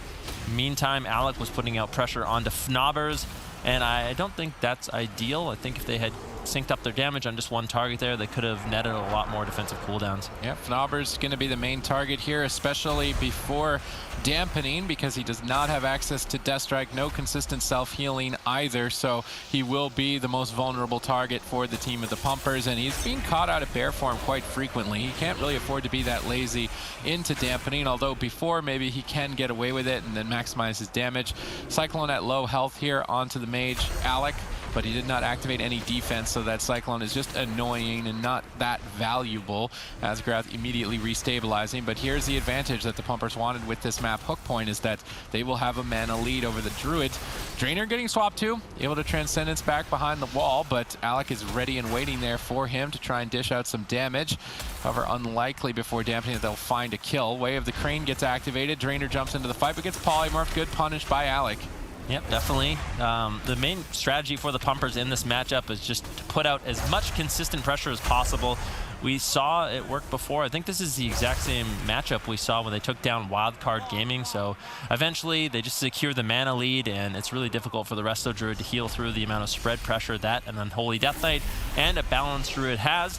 When we see Balanced Druids, normally they struggle against teams that have a Rogue and a Mage. So the Assassination Rogue is easily able to shut down the Balanced Druid, forcing him into bear. But the thing is, against these Wizard setups, they're basically able to rain down havoc on the enemy team, consistently put out pressure. They're not really forced into bear very much in this situation. They can continuously build up damage. Now Jamie getting bursted down to 50% health, but he managed to hold on to all his defensives. Now I really feel like what this match is going to come down to is the mana bar of Asgarath, and that is the main objective of the Pumpers, to just make sure they can eventually get that to 0. I've been wondering what Azerite traits the top Balanced Druids have been running since all of the recent Azerite trait rearrangement and interesting choices on the part of Fnobbers. Definitely want to make sure that you get your hands on a Bonded Souls Azerite trait, as it gives you haste and it gives you significant healing to your team, but he's also combining Power of the Moon, which is basically just increasing the damage of his Moonfire, along with Battlefield Precision, or if you're Horde, Battlefield Focus, which just adds a bit of extra damage. And it's really useful if you're playing a class that has damage over time effects, so something like Moonfire and Sunfire, as it removes stacks quite quickly and can add a lot of damage to you overall. And I think it's a smart build that he's running when playing with a Death Knight, where their main goal is consistent damage, deny drinks in the early game, then later on overwhelm them with consistent sustained damage. Definitely a cool build on his part for sure. Yeah, the Pumpers, they have a really good strategy in these different compositions in this tournament so far. I've been impressed. The Warrior Death Knight has been able to deal with a lot of the teams, and then anything the Warrior Death Knight struggles with, in particular these Mage Shaman setups. This composition with Fnobbers seems to be a great answer. So far, seems like things are in favor of the Pumpers in this matchup. Alec looking to try to build up some damage, but he has been struggling. Drainer has very effective healing. His single target healing and his AoE healing is really strong. I'm curious to see what talents he's actually running. If he has a counteract magic, it's going to be particularly strong against Jamie on that Shaman with Flame Shock. It will empower his Renewing Mist, giving him significant healing throughout the match. Nice setup here onto Fnobbers with no Trinket, now no Barkskin or Renewal. That's an opportunity for ABC, but Alec had to use the Icy Veins in order to generate this pressure. But still, Fnobbers will be increasingly vulnerable as the game moves forward. We are now at 1% dampening. Asgarath, he got down pretty low mana early on in the match, but he's been able to maintain so far, still hovering at around 50%. I think the main scary cooldown for the Pumpers that they have is going to be Fnobbers with that Incarnation, which has about a minute left on it. Once that ticks down to 0, he'll have that available, and that's going to be their opportunity to push and get really aggressive. I want to see it paired with Drainer with the Way of the Crane. They could potentially force out massive defensive cooldowns from ABC or net themselves a kill. I like the build that Cervantes is running as well for his Azerite traits, bringing in the Magus of the Dead. Every time he apocalypses, he summons in a little skeletal wizard, and obviously as a melee class fighting 2 ranged ones that are kiting you, summoning in an extra minion that can do damage while you are unable to is a smart decision on his part. Of course, running the Hell Chains, that orange beam that we've seen basically every Death Knight playing with. Definitely a mandatory Azerite trait to bring in one of those just for some extra added damage. Plus, when he has his pet on a different target, maybe he can get some Cleave onto 2 targets with it. Definitely the strategy for the Pumpers is to focus on sustain damage and overwhelm the team deeper into dampening. And so far, they have been executing quite effectively on it with already a well-established mana lead. Dampening now at 10%. Then then you add in the fact that Drainer has Way of the Crane, increasing his damage quite heavily. They could go for a really big punch, having access to that, on top of the sustained pressure that Cervantes and Fnaubers have built for. Full sheep now on a Drainer. Fnaubers a little bit vulnerable, forced into bear form, trying to tank through a little bit of this damage, including the Frozen Orb. Now Incarnation gets used. This is the opportunity for the Pumpers. Drainer's on full diminishing returns for Polymorph.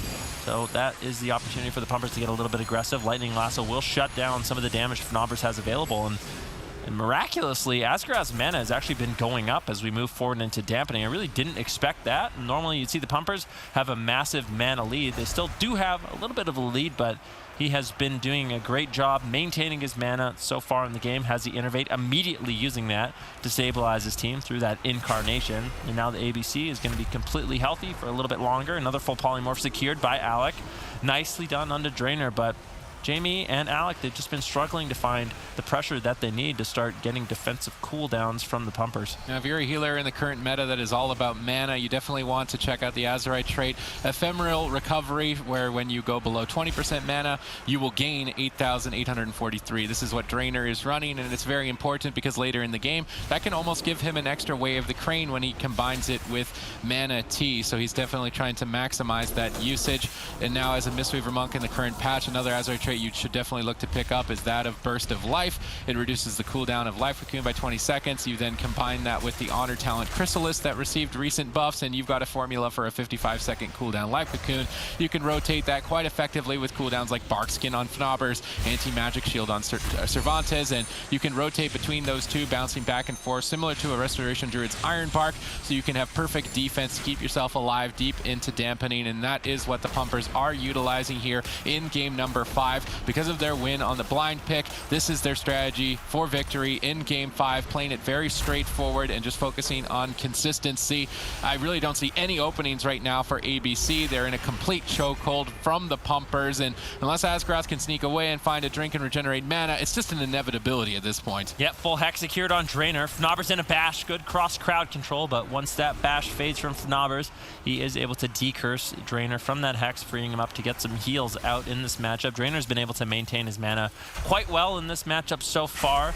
Alec now looking for a little bit of burst. This is his Icy Veins, but they weren't really able to get too much.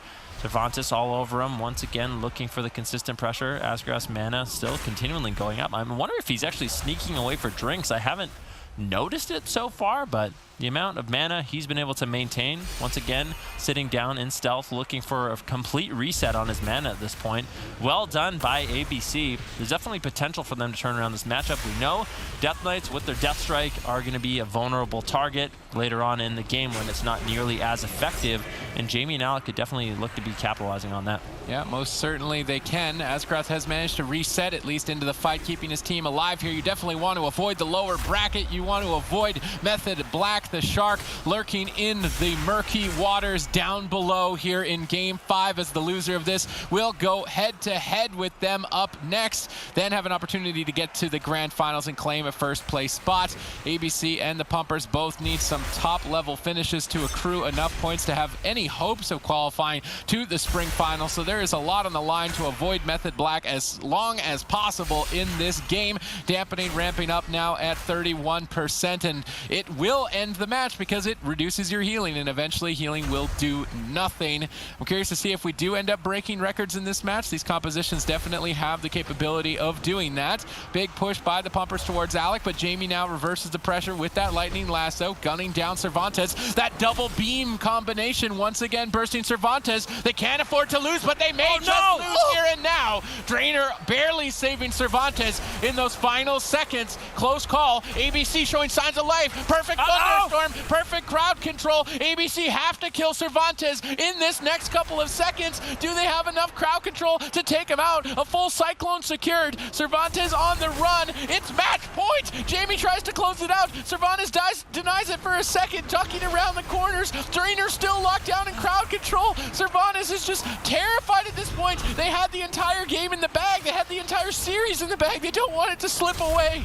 I cannot believe he managed to stay alive. ABC is in complete disbelief, running around the pillar, avoiding the damage, interrupting the follow-up crowd controls. Cervantes pulls off a miracle. Now a swap over onto Askerath, and I'm wondering how much mana Askerath used in that exchange. He's still doing quite well. Another full polymorph on Drainer. Cervantes doesn't really have too much left. He's forced so defensive in this position, and ABC has set this up quite beautifully. Cervantes, with the Death Strike not being nearly as effective, is such a vulnerable target in this matchup, and Drainer on that Mistweaver Monk is going to have to start using his mana, a ton of it, to get out the Enveloping Mist, to actually top off Cervantes, to get in a spot where he can push in and get some setups. Jamie gets gripped into a stun. He responds with the Thunderstorm to get Cervantes off of him, and he's able to kite away into the open. That's where they need Cervantes to be. Alec and Jamie, they have to kite out into the open, force this melee into the center field where they can really tee off on him. Alec has the Icy Veins available as well, so this is a great opportunity for ABC to actually close out this game. They've had momentum for quite a long time. Innervate, Way of the Crane, good combo. That's a free Way of the Crane for Drainer. Now they have to get work done with it. Jamie's looking to hex it. Fnobers can dispel it. I actually think Drainer should have let Jamie hex him there. Maybe he's afraid of a Lightning Lasso cross crowd control. Could definitely be a predictive play on his part. Evan Bull gets stunned, but it was able to connect. Fnobers and Alec both in trouble. Now looking for a Cyclone, gets denied. Trinkets out to look for another Cyclone, gets counterspelled. Good teamwork by the team of ABC. Despite being at a disadvantage, they're definitely showing that they have prowess deep into dampening. Can ABC break their slump? Can they return to power here? The former BlizzCon champions, they've been just so lackluster in terms of their performance. They've got one opportunity here to avoid Method Black just that little bit longer to get into the grand finals. Maybe they can do it, but they're starting to fall behind. Crowd control secured onto Drainer. Maybe an opportunity, but Jamie is just so low on health. Dampening is so high. Askerath is just struggling to stabilize. Fnobber cyclones Jamie on the Ironbark, denies its defense, switches targets to Alec, bursts him down, maybe potentially forcing an ice block. Not enough damage. Lightning Lasso gets trinketed. Cervantes knows that they have to play aggressive. They have to find a kill. They've lost that significant mana lead that they had throughout the fight, but maybe with the added damage, it doesn't matter. Perfect timing there by Cervantes, sticking on target, denying a Thunderstorm. Ring of Peace to pin Jamie back in line of sight of Fnobbers. Good teamwork. Nice. Double leg sweep. Perfect execution. The Pumpers finally coordinating together to take out ABC in Game 5. It looked like they were going to lose that one for quite some time, but you can see His tie, basically ABC's biggest threat is a bee sting against Method Black. So they're playing the Destruction Warlock again. Alec, current world record holder in dampening, 85% here. Gonna be great, and he did it on this composition. We'll see if he can break that today. Yeah, we'll definitely have to see. Method Black, they're going to be opting to go with the Mana Rift strategy once again. Demon Hunter Death Knight, very durable composition, relies heavily on Raikou consistently finding these Mana Rifts. As you can see, that little purple circle on the ground. When that expires, Askerath is going to lose 8% of his mana and 8% of his health.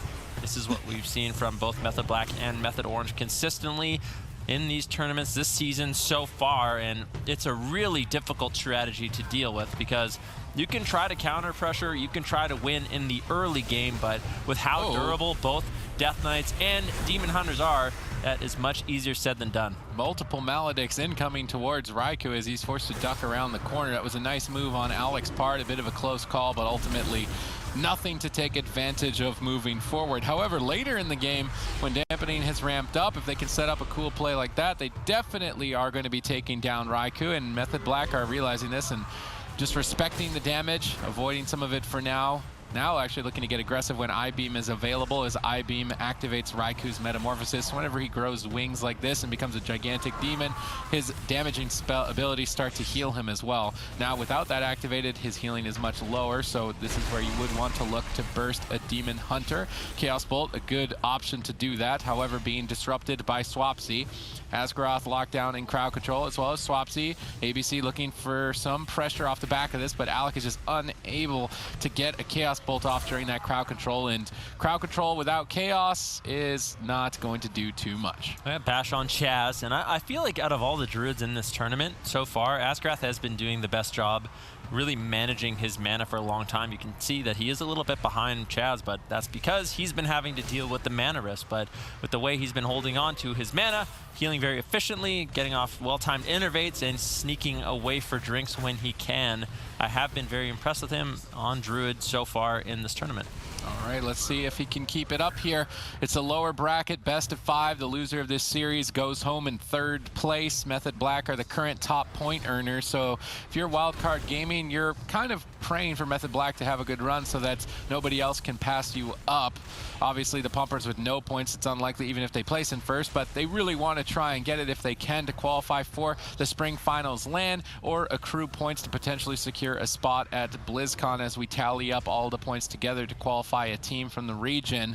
There has been good pressure back and forth from both of these teams in Game 1. However, Asgaroth is now significantly behind on mana, and I think mana is going to be the name of the game here when facing a Demon Hunter. Yeah, Method Black is looking to win 3 cups in a row, and I don't think that's ever happened before in the history of these tournaments, of these cups. So if they can manage to pull it off right here and win this lower bracket game, they will be moving forward to the grand finals to play against the Pumpers and try to get that 3 tournament win streak in a row, which would be a record for them.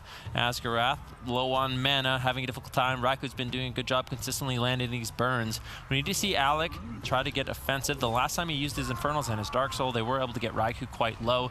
They need to try to catch him off guard with the Mortal Coil, potentially a bash from Asgaroth in order to take him down, but I think as long as Method Black plays it safe, they rotate properly, they respect the offensive cooldowns from ABC, it's looking like a winning matchup. Yeah, and another Azerite trait that Raikou is running here, we've been talking a lot about the Leech, but Burning Soul, so every time Consume Magic is casted, which is effectively the same mechanic as a Purge for a Shaman, it removes a beneficial magic effect. This will also give the Demon Hunter an enormous shield effect, absorbing big damage. So you pair that shield with the Soul Leech healing and some Restoration Druid heal over time effects, and you've got yourself a pretty difficult target to take down. So Raikou is running 3 of those Burning Souls, really focusing on survivability so that he can extend the match, obviously utilizing the Honor Talent Mana Rift to burn Asgaroth out and tap them out in game number 1. ABC have gone with the Warlock Shaman Restoration Druid, the Wizard Cleave composition, to try and deal with this threat, as maybe it's their only option available. Everything else that they've tried has just not worked. We saw some really good pressure earlier on from Alec with his Infernal setup on Raikou, but so far since then, not too much has happened for the side of ABC. Slowly and surely, Method Black build their lead. Yeah, definitely Asgaroth once again trying to sneak away, but Swapsy sends his ghoul, his pet, over.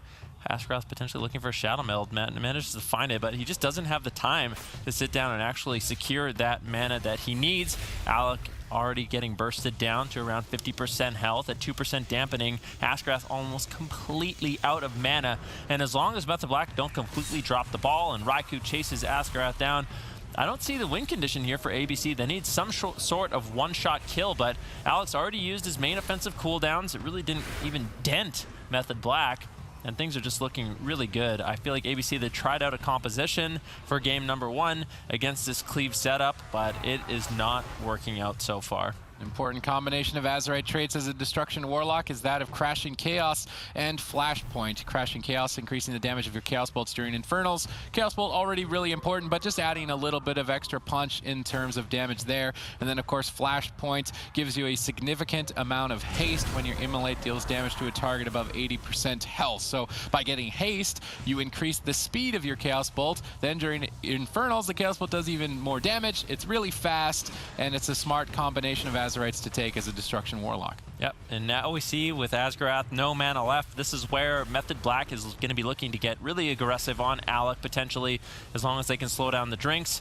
Asgaroth, I don't think he has enough time to actually stabilize this team. Alec forced to trade out the Unending Resolve to buy Asgaroth just a little bit of time to drink, but Chaz, Raikou, they're able to shut it down. Now Alec, with no Unending Resolve, is going to be a very vulnerable target, but he has the Dark Soul, and Infernal's coming up in around 10 seconds. There is a small opportunity for ABC here, but Method Black, they just have so many answers. Raikou has every defensive. He has the Darkness. Swapsy, every defensive. He has the Anti-Magic Zone if he really needs to.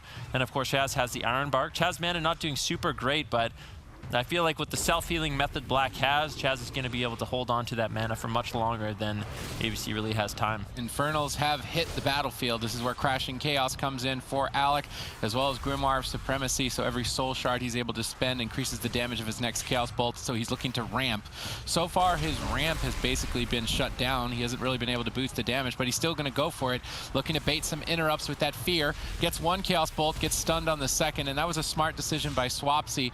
If you can not stop 2 in a row, you want to save your interrupt, stop the second one, because 1 Chaos Bolt's not going to kill you. 2 in a row, that's going to kill you. So right there, Swapsy held his stop for the second one rather than using it on the first one, and now that Dark Soul is all but faded away. A Destruction Warlock, while quite durable and difficult to kill at the top level, can be danced around quite easily, especially when you bring in multiple melee interrupts that the team Method Black have brought in.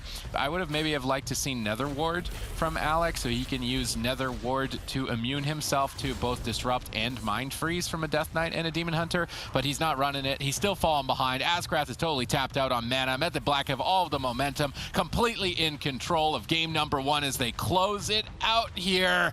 Method Black, utter domination. And this is kind of what you did predict, Sid, and there are a lot of reasons to make that prediction. I think was the highest rated Demon Hunter in all of Europe, so Raiku's definitely been just keeping this pick fresh ever since it came out. so. Keep your eyes on Jamie. Jamie, a fantastic player. We expect him to look good, but he may be the one that does fall behind. Let's see if he can get the pressure going and he can riff with some of these riffs. Yeah, that is going to be the most important thing in this matchup. Can Jamie consistently land these mana riffs? In North America, we saw some of the Demon Hunters that went up against Trill. They just fell a little bit short. Trill was way more advanced, way more practice, and gave his team the edge that way. And I think Raikou should certainly be able to do the same for his team here in this matchup. ABC, if they haven't practiced this composition, I think moving forward, this is definitely something that they need to focus on as it is so strong. We'll have to see what they can get done in game number 1. 1 mana ref secured on Chaz. And with the way these comps play out, it really will come down to mana, in my opinion. Either the Druid will just fall early to a big swap, or the Druid will just be completely out of mana before too much really happens between these DPS. Yeah, I'm trying to think if we've seen the mirror between these two compositions. Is this really the first time that we've seen it? I think that it actually is, at least with the same healers.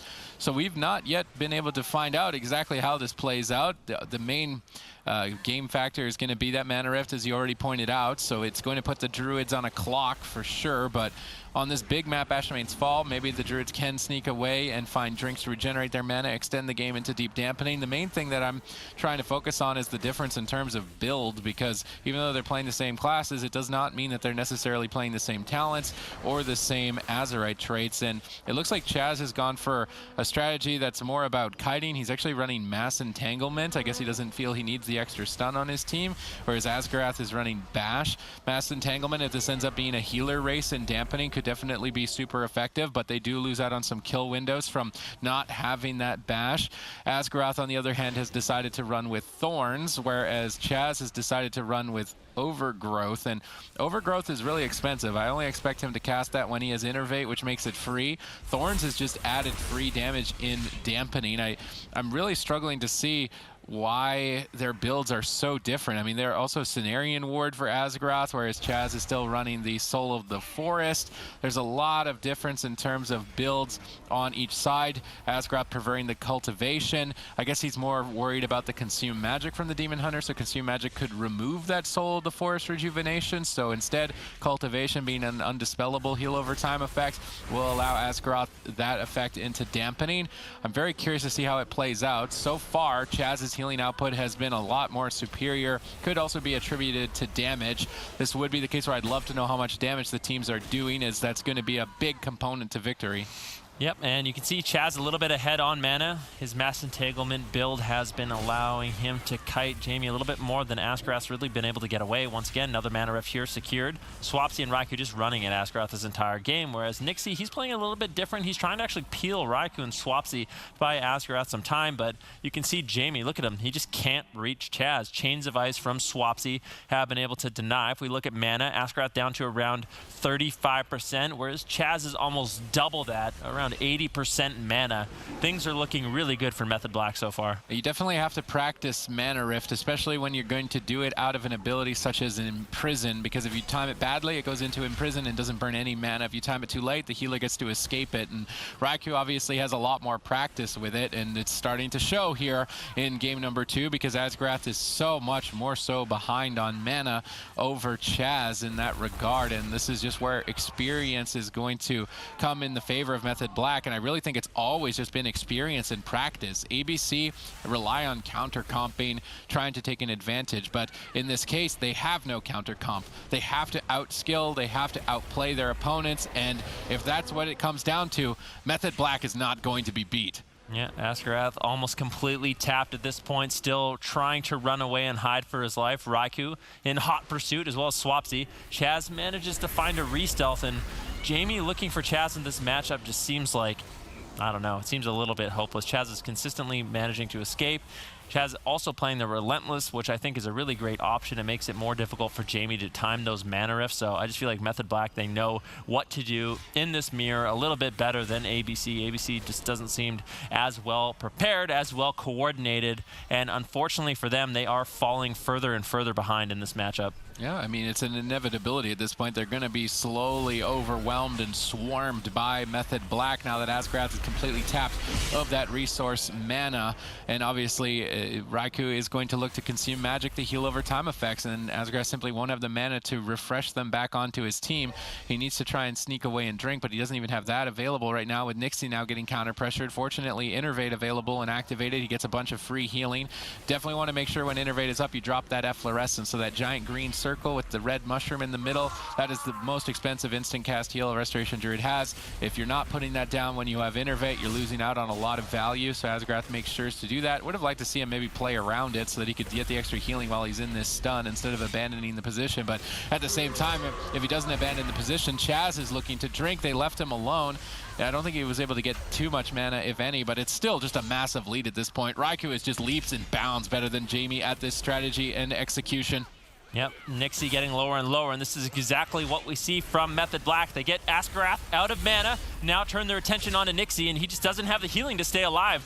He needs to try to maintain his own health, but Icebound Fortitude doesn't seem to be enough as he gets lower and lower. Raikou turning his attention onto Asgrath once again. They could get a double kill here, but it's looking more and more likely that Asgrath will be the one to fall. Gladiator Safeguard procs, no Iron Bark, no Bark Skin, no Trinket, no nothing, as Asgrath gets gripped into the middle of the fight. Swapsy and Raikou all over him. Chaz there as well to back him up. Jamie drops out of Darkness. Asgrath trying to get back in it, but Jamie dropped it outside of Asgrath. He gets no value. They might be able to just kill him before he can utilize that defensive cooldown. That was a huge misplay from Jamie. But even besides that, that just looked completely hopeless for ABC. Pathetic, honestly. You know, okay, so one of the first things we say is Jamie coming in on that Demon Hunter has a situation that ABC is in, and why do they mirror? They mirror because they are at a loss for comps, which is totally fine. But here, why don't they just go for a main comp? Even if it is a low percentage play, why do you think they go for alts here again, Ben? Well, I think they probably feel like this is their best chance. Maybe they have played their mains into this matchup and have just never been able to really pull off a victory. So trying to pull out a bit of a sneaky surprise. And earlier I did misspeak. Tolvaron Arena isn't the largest map of the pool, that is Mugambala, but this map provides the most open space for these Wizard Cleave compositions, especially the one ABC is bringing, so it's still an ideal pick for them. Yeah, strategically, they've set themselves up well, but we've already seen, as in the pre-game's analysis, Valet, a multi-BlizzCon competing Shadow Priest, completely torn to shreds from this composition. And they're going to bring in Jamie Shadow Priest? Is this day one Jamie Shadow Priest? We saw the Demon Hunter. That didn't look good at all. That was like an 80% mana advantage. Raikou was outperforming him in every single regard. So bringing in Jamie on the Shadow Priest after watching Valet get stomped, I'm not sold on that. I really am not sold on that. It would be impressive. I'm not saying that this team doesn't have the potential in the future to be able to pull off victories, but they need a wake-up call. They need a slap across the face. They need to get more compositions, better practice in if they want to ultimately return to being BlizzCon champions, because Method Black are just leaps and bounds ahead. You'll have to see how this game exactly plays out right now. Jamie trying to get aggressive with his Void Eruption. That's going to give him access to Void Bolt and allow him to do a bit of additional damage. But once he uses that, Raikou and Swapsy, they're going to be trying to shut down some of that damage. really limit the amount of insanity he's able to generate and get him out of that void form, really slowing down his damage. I think that's smart. If we look at mana, Askerath already on 60%. So we'll have to see if he can ever sneak away and get a drink. So far, he has been completely unable to, and Raikou turns his attention, once again looking for a mana rift. Silence there by Jamie, slows down the mana rift. That was nicely done. Raikou, he went over, tried to get the stun into mana rift, but Jamie responded with a silence, slowing down Raikou, buying a little bit more time for Askerath. All right, let's see what they can do. It's still not looking good here as Raikou keeps securing that mana lead currently, as that is the meta composition. It's kind of play on words there as Demon Hunters have Metamorphosis. All right, whatever. I'll leave the puns to Rich. That's not my job. Jamie doing his best to counter aggress, but just no damage really appearing anywhere on the side of Method Black as they fall further behind. Alec could be the X factor with that Kleptomania, being able to remove all heal over time effects in one spell steal. Maybe with Icy Veins and a huge hit, Alec puts the team on his shoulders, gets a point on the board. But even still, if they manage to do that, they have to win at the map selection of Method Black and the comp advantage, although I don't really think they're going to play any other comp other than this Demon Hunter Death Knight. It's really looking grim for ABC. They definitely had a better performance in this tournament overall. I will say that they have improved, but when they go head-to-head with Method Black, it's night and day. Yeah, Askerath now in stealth, a ghoul chasing him down, but I think he's actually might be able to reset his mana here. This is good. Alec's build, when looking at it, I feel like it's not necessarily ideal. Jamie is going to be the main target for Method Black in this matchup, and Alec once again is going for that Ice Lance build, and I think if they're on Jamie, Alec needs to be able to sort of counter pressure them as best he can. I would have much rather have seen the Tunnel of Ice build, so his Frostbolts are significantly more empowered, giving him more basically making him more of a threat and freeing Jamie up to get a little bit more pressure out. Askerath already down to 15% mana. Chaz has a massive lead, and this is what we were afraid of. If ABC can't sneak away, can't get the drinks, can't counter pressure, things aren't looking too great for them right now. Askerath has been trying to sneak away, but Method Black has just been able to deny it every step of the way, just one step ahead of ABC in this matchup. Yep, always one step ahead. Askerath now is almost completely tapped on mana. They still have been burning down Chaz's. At least maybe there's an opportunity for ABC to overcome this disadvantage. It's going to be up to Askerath to sneak away. Is he going to be able to escape Raikou's clutches? I think one mistake that we see often with these mage teams is that they just ignore the Demon Hunter. They just let him run at their Druid and burn him down with mana rifts. I really want to see Alec support Askerath, get him off of his back, drag him all the way across the map so that he can polymorph him and then maybe sneak away. I like Askerath's positioning in that corner. That way they can free cast on Raikou. They set themselves up well. Master Spell to try and snipe Chaz's drink attempt here. I don't think it was able to land. Alec ultimately able to stop it with a Cone of Cold. Well done. Mana is actually a lot closer than I thought in this match specifically, and that might be an opportunity for ABC in dampening. Yeah, definitely potential there, but Chaz might be able to sneak away for a drink, although I don't feel like he really needs to. He can just continue to play aggressive, keep his team in the fight, make sure they're able to get out as much pressure as they need to. Askerath's still trying to hold on. He's actually throwing out a lot of Solar Wraths, more so than any Druid I've seen in this tournament, really assisting his team with a little bit of casted damage when he can. Raikou now trying to finish off the last little bit of mana Askerath has available. Chaz throwing in a Maledict onto Jamie, trying to just pressure down ABC a little bit more as we enter dampening, now at 3%. Completely tapped on mana. What is ABC going to do? I mean, at this point, dispersion, at least that keeps them alive, keeps them in play for a few more moments, but momentum is shifted in complete control for Method Black. They've tapped Askerath off. Chaz is on babysitting duty. He's never going to let Askerath drink at this point. His team is in complete control. Void Shift now forced. That's going to switch Jamie's health, but even still unable to completely stabilize with dampening not even at 6% at this point. Three members being pressured, and Askerath tries to escape. Is he able to is the question. No mana regeneration on his part. Alec is trying to stand next to him for a final stand, but there's just no counter aggression, no semblance of damage. They managed to get a polymorph. Maybe Raikou can do it. They burst down, but Death Strike more than enough to keep Swapsy afloat here. And Jamie, he's flailing, he's faltering, and likely to fall soon. There's not much left standing in the way for Method Black to clean sweep ABC and advance to the finals to go head-to-head with the Pumpers. a couple more mana rifts, maybe even just only one, is likely to close this. Jamie's Vampiric Embrace, well timed there with his Void form, allowing himself to heal his whole team, definitely carrying in that scary moment, buying time for Ironbark to rotate off cooldown, but Askroth is just working with no mana left in the tank. Dampening gets higher and higher, his healing gets weaker and weaker, and I think it's just an inevitability that Jamie's gonna fall. I think you're absolutely right. He does have Dispersion coming up very shortly, but Alec actually traded out both of his Ice Blocks as well, so he's definitely a vulnerable target. Method Black, they want to close out this series. So far, it seems like everything is going their way. They want to set up the rematch between them and the Pumpers in the grand finals, and it's looking like they are going to get the rematch that they want. Although Swapsy taking a little bit of pressure right now. Can Askaroth keep his team alive a little bit longer? He does have an Ironbark. Jamie has Dispersion. There's still a little bit of time for them to try to make something happen. But with Jamie interrupted, Askaroth commits the Ironbark. Chaz is just all over him. There is no opportunity for Askarath to drink in this matchup. Jamie uses the Dispersion, and that is the last line of defense. If Swapsy and Raikou can stay on target, it is over for ABC. Yeah, I mean, at this point, it's looking grim. It is looking dark. How is Jamie going to get any sort of counter pressure going? It's just not happening. It's just not there.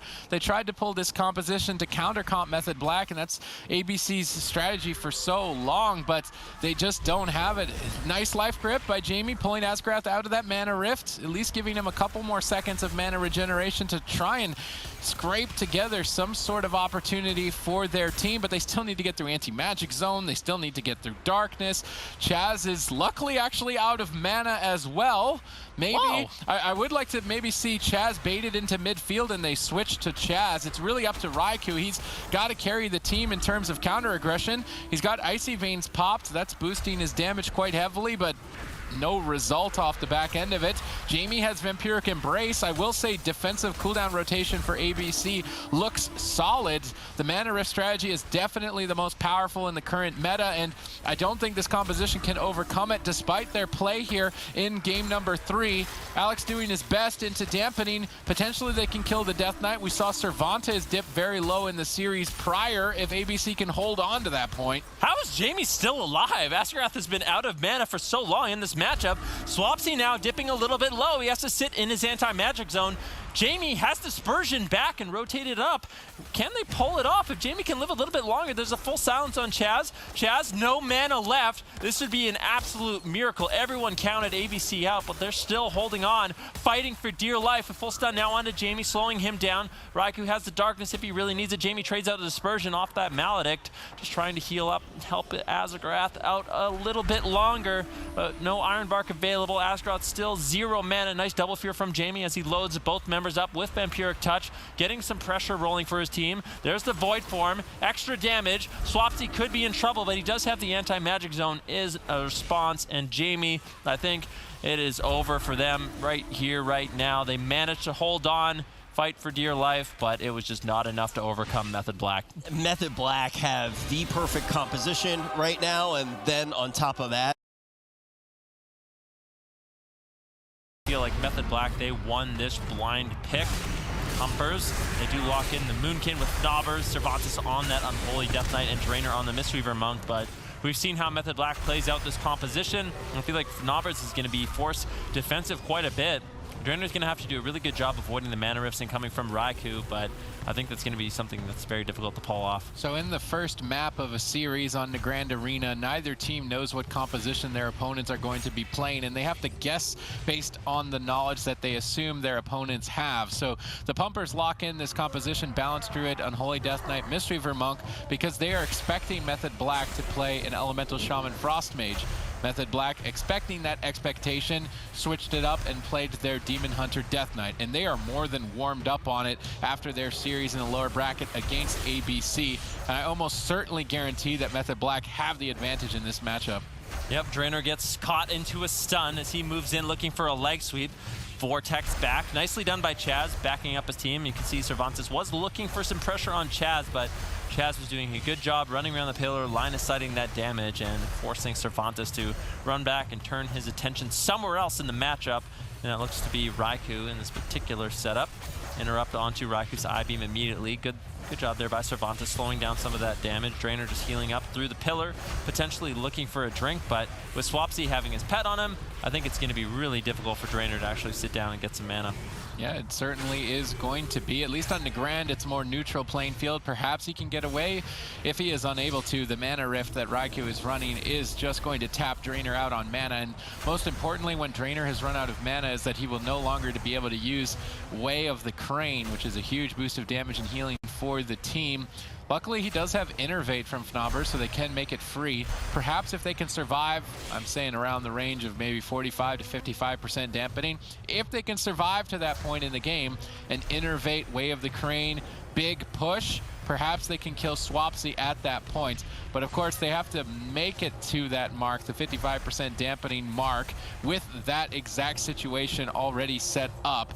The Pumpers instead trying to mix it up, going after Chaz. I think Chaz is actually the most likely target to die before dampening. There's too much self-sufficiency between the Demon Hunter and the Death Knight. Your Balanced Druid is not going to build any momentum, especially not before dampening. They're basically immune to the damage the Boomkin does before dampening. Chaz isn't, and so he's the best target because he has no self-sufficiency. But still, if you focus too hard on one target against a Restoration Druid, he could just be in bear form, he can make sure that Life Bloom is on himself, and effectively not make himself a target, which is why the composition that Method Black are running is almost bulletproof. Yeah, Fnobbers uses his Incarnation, really not able to get too much. I know it was the mini Incarnation, so there really wasn't too much of a waste there from Fnobbers, but I'm not exaggerating when I say this. Fnobbers has literally been in bear form for 99% of this game, just trying to get out as much damage as he can in Moonfire, trying to tank some of the burst. But like you said, Sid, I just feel like with the way Fnobbers is forced to play this matchup, I don't know how they are going to find counter pressure. Potentially with Incarnation, that massive cooldown that the Moonkin has available, they can look for a one-shot potential onto Chaz. He has no Bark Skin now. Potentially is a good opportunity for them to try to make something happen, but you can see Raikou and Swapsy kind of panicking, trying to keep Chaz alive as he is under immense pressure. Yeah, I mean, this is their only target, is Chaz. And with Innervate Way of the Crane, which is what they did for that push, they actually bursted him down quite low. Perhaps this will work for them. Just tank it out in bear form, make sure that you're not going to go down and maintain your mana the best that you can. And then when you've got your stun lock, your Way of the Crane, make for a big push onto the healer, try and overwhelm him. The only thing is, deeper in dampening, Darkness will protect Chaz from Incarnation. Anti-Magic Zone will also support. So having these team-wide cooldowns make that option even less appealing. But really, that's the best one that I've seen so far from the Pumpers here in game number 1. Fnobbers is ready to go. Drainer moves in to try and back up, but Anti-Magic Zone, this purple barrier traded out for Incarnation, should be enough to protect Chaz. They're trying to cut through it, but there's so much magic damage. I guess because nice Ring of Peace, but Darkness trades now. Maybe he gets punted out of the Darkness. That could definitely work for the Pumpers. Deeper into dampening. They line up 3 Maledict trinkets, use the Ring of Peace during Darkness, boost their damage with Way of the Crane. Way of the Crane goes through Anti-Magic Zone because it's physical damage, although it negates Fnobbers and Cervantes. Drainer can then lead up and punish through with the 3 Maledict Absorption trinkets. That's been my criticism, though, for the Pumpers throughout the entire tournament, is that they have not coordinated the 3 of those trinkets together. But if they go for a one-hit wonder, a miracle hit on Chaz with a Ring of Peace like that from Drainer, I think they can take it. Drainer's been doing a really good job avoiding a lot of the mana risk from Raikou. You can see his mana quite well, still very healthy in this matchup. And interestingly enough, Drainer's playing Grapple Weapon as an honor talent, so trying to just reduce Raikou or Swapsy's mana or damage whenever he can by removing their weapon and really preventing the amount of damage that they're able to do. It also stops them from using a lot of their self-healing. So Swapsy has no weapon, he can't use Death Strike, and obviously when Raikou has no weapon, he's going to be limiting the amount of damage he does, and that's going to prevent a lot of his self-healing as well. So I like the choice. Later on in dampening, it could be a big factor as to why potentially Raikou or Swapsy goes down if they use it correctly. Chaz gets pressured down once again, forced to use the Renewal. That's a massive cooldown that he has. He had some self-healing on himself. It seems like Chaz was prepared for this strategy, given that talent choice. He knew he was most likely going to be the one that does go down, so having that Renewal as backup, I think, is intelligent. We're now at 6% dampening, and in terms of mana, these healers are relatively equal. Yeah, I mean, I'm actually starting to think this composition can work, but of course they have to execute on it. If they're not coordinated, if they don't properly use all of their crowd control at the same time and all of their Maledicts at the same time, then I don't think they're going to be able to take it. The sustained pressure is going to be in favor of Method Black due to their self-sustainability, having that Demon Hunter over the Balance Druid, as well as the heal over time effects. Imprison denies Drainer's Way of the Crane.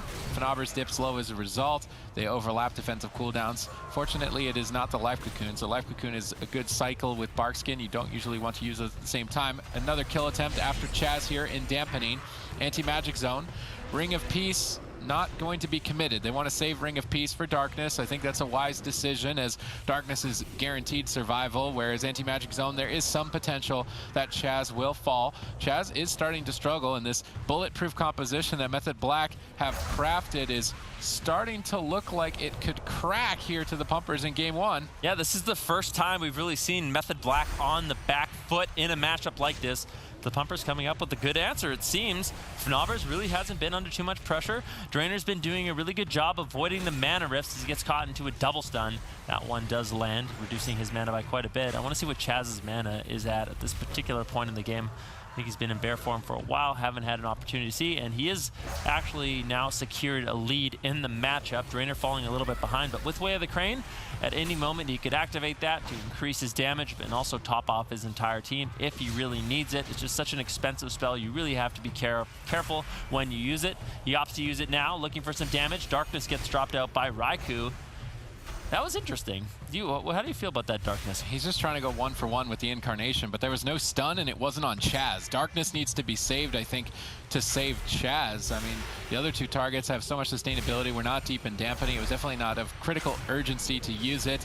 I guess the downside of if you don't use Darkness as soon as Incarnation is activated is that the next time Incarnation comes on cooldown, if Fnaber's pulls it instantly, he won't actually have Darkness for 10 seconds and maybe someone dies in that window. So it's more of a precautionary measure for the next Incarnation. There's a downside to both options because Darkness does not last for the full duration of Incarnation. So Fnaber's should pop that, bait Darkness, wait for it to fade, then go, or wait for a Ring of Peace to knock the target out of its safety. But at this point, there's a mana advantage for the Pumpers. Chaz is definitely falling behind in that regard, and perhaps this composition can work, although Method Black have an answer for it with their Rogue Mage. But if they lose the blind pick, they won't have the swing match advantage. So the Pumpers have definitely come prepared here for the tournament if they can hold on a tad bit longer. Innervate available in 30 seconds, so that Innervate Way of the Crane push is going to be how the Pumpers can get a kill on Chaz. Yeah, this damage on Fnaber's is becoming more significant, and that means Drainer is going to have to use a lot more mana keeping him alive. He can no longer just rely on the Serpent Jade statue and the Renewing Mist. He's going to have to start throwing out some Enveloping Mist, and that becomes very expensive for the Mistweaver Monk. Chaz now caught into a stun. The Pumpers have to make something happen. Method Black securing more and more of a lead in this matchup. Swapsy still with Anti-Magic Zone, going to be making his team feel relatively safe. Drainer with an Innervate, pops his Way of the Crane, looking for additional damage onto Chaz, who does drop lower. Iron Bark, the last line of defense. Anti-Magic Zone gets dropped out as well, so Method Black has traded out every single defensive that they have available at this time to keep Chaz alive during this Way of the Crane. Now Drainer almost completely tapped on mana as Raikou once again secures another mana rift. Are they looking to take down Drainer in this specific situation? Looks like Swapsy's turning his attention onto Drainer, looking for some pressure. Chaz still not out of the woods yet. I don't know how much longer he can survive, Sid. I mean, it's looking grim for both sides if you just look at the mana resource. That mana rift has finally tied mana at 31% dampening. Healing is going to be really difficult. It's going to be a race to the finish. Even though I say the Pumpers have an opportunity to win, they haven't really been able to completely execute on it. The Ring of Peace defensively here, that Ring of Peace has to be used to deny Darkness or Anti-Magic Zone. I don't think they have enough damage to kill without it. Drainer is trying to just punch Chaz because he doesn't have mana to heal. Then portaling away at the end of the stun to recover. No Innervate for some time. Drainer's going to need to rely on Mana Tea to access that Way of the Crane, but even with that, he might not even have enough mana, especially if Raikou can keep hitting these mana rifts, that it's going to be another minute and 46 seconds. Can Drainer heal his team for another minute and 40 seconds with 0 mana? I don't really think he can. Fnaber's is so low, the sustained pressure in favor of Method Black. You can see that lack of self-healing really evident here as Fnaber's is likely to fall. They showed signs of life with this strategy, but ultimately Method Black are going to crush them in game one and gain the swing match advantage. We talk about those mind games too, and ultimately bringing in that. Cervantes is, what race is he? Human. Yep. He's going to be playing human in this matchup. Swapsy human as well. Have to see Drainer already getting targeted down by Raikou. In the last game, he did a good job avoiding the mana risk. We want to see that once again. He's actually not playing the Relentless in this game, so it will be a little bit easier for Raikou to secure those mana rifts if they really need it. Now Chaz getting swapped to in this matchup. Nerd Rage intervening as well, putting on a little bit of pressure. Way of the Crane gets activated by Drainer, so they're looking for an all-in on Chaz. Can Chaz survive? This could be the potential darkness dropping in from Raikou as they both get double stunned. Raikou trinkets out, drops the darkness, Ring of Peace activated. Chaz getting lower, has to drink it out, kites away, gets gripped back in by Cervantes, and the Pumpers destroy Method Black in game number 2. Method Black going to be pumped down by the Pumpers, and ultimately we expect this game to go this way. I honestly want to see early pushes on Raikou or just a grip into Chaz and another all-in attempt like the one we saw on Tolvern Arena could potentially catch Chaz off guard, as he is not playing yeah, he's not playing that. And ultimately, we can see very quickly he's not. Renewal. Yeah, there you That's go. it. Yeah. Sorry. Yep. You got it. Very early on, we saw Drainer actually roll. Now, most Mystery Monks, they opt into Chi Torpedo for their mobility instead of Tiger's Lust, but I think what Drainer's doing is very intelligent, opting into Tiger's Lust as a talent choice, which is going to allow him to help Nerd Rage get out of the various Novas that Raikou will certainly put him in this matchup, giving him a little bit more uptime on his target. I think those Tiger's Lust can really add up in a matchup, so if you're a Mistweaver at home, definitely consider that if you are playing a Cleave setup like this and you're struggling against a mage team. Yeah, most certainly. Drainer is going to have to look for Drink Denial on Chaz, but on this large map, that is really a difficult task to actually accomplish. Raikou getting bursted down, and in this push, they pulled Temporal Shield and the Iron Bark, so for the next one, I would like to see an all-out Maledict aggressive push, get an Ice Block out of the way, set it up again, rinse and repeat, clean and easy. If they can pull that off, the Pumpers may be able to just rely on this Warrior Death Knight composition for the rest of the finals. Yeah, definitely an option for them. If they can win here, it's going to be huge for the Pumpers. This is the swing match that they need, and we really can't count them out. We've seen them time and time again go up against this setup and really put a lot of pressure on the enemy team, forcing out multiple ice blocks in a matchup. They just sort of trip right on the finish line before they can actually close it out. It's usually the third Icy Veins of the game that is enough damage for the Frost Mage to really punish these Cleavers. When the healing is reduced from Death Strike and Drainer's healing gets reduced, the crowd control changes start really adding up, and Drainer actually eventually has been going out of mana in a lot of these longer games. Cervantes, once again, all over Swapsy, trying to just put some pressure out there.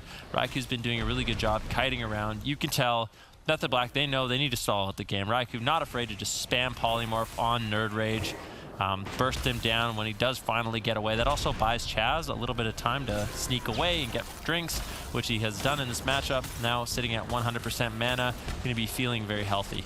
Yep, and if you're just tuning in for the first time today, we are in the grand finals of the European Spring Season Cup number 3. We're currently tied up between the Pumpers and Method Black, but Method Black were able to win the first map, which means they have the swing match advantage, and the Pumpers need to overcome that, which is currently what they're engaged in right now. They have to beat Method Black's Wizard Cleave composition on a very big map. However, in the second match, they picked the largest map and were able to overcome it, and you can't play the same map twice in a series. So if the Pumpers manage to win this, remove 2 of the biggest maps from the pool out of play, that could actually be a way for them to take the entire series is just off of maps alone, because we have seen these Restoration Druids struggling in close quarters. There are more small maps than big maps, and the Pumpers could take advantage of it. Ring of Peace knockback on Swapsy, pinning him in the corner, as it looks like the Pumpers are trying to mix it up and go after a different target.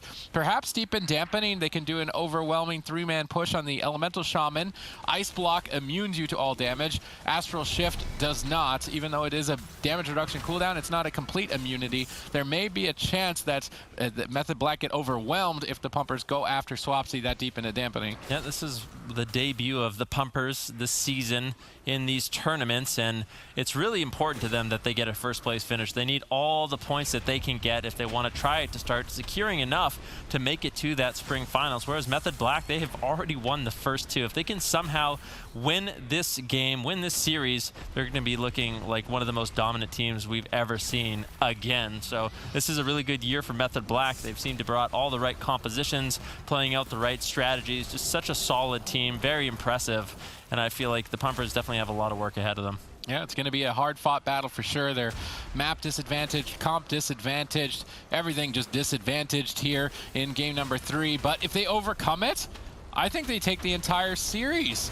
So let's see if they can keep it together. They cannot battle against that disadvantage with half heart. They definitely need to be fully invested in this match. They can't afford to be lazy. They can't afford to be uncoordinated. They can't afford to be demotivated, because even if there is only a 1% chance that they can do it, if they get it, they can get the entire thing. And they are a newcomer in terms of points. This would be definitely a phenomenal performance on their part to get a first place finish. They could overthrow the top 4 qualifying to the spring finals. So for sure, the Pumpers need to play this out. It's going to be a long, fatiguing battle. They can't afford to make any mistakes throughout. We've seen what happens if you make a mistake. Chaz in game 2 erased within seconds of the match starting. So can the Pumpers keep it together and play at a top level throughout this extended series? Sid, I gotta say, as much as you say the Pumpers are disadvantaged in pretty much every regard, you gotta remember Method Black did get knocked down by them already. We know that this is a team that, regardless of if they're disadvantaged, if they look disadvantaged here,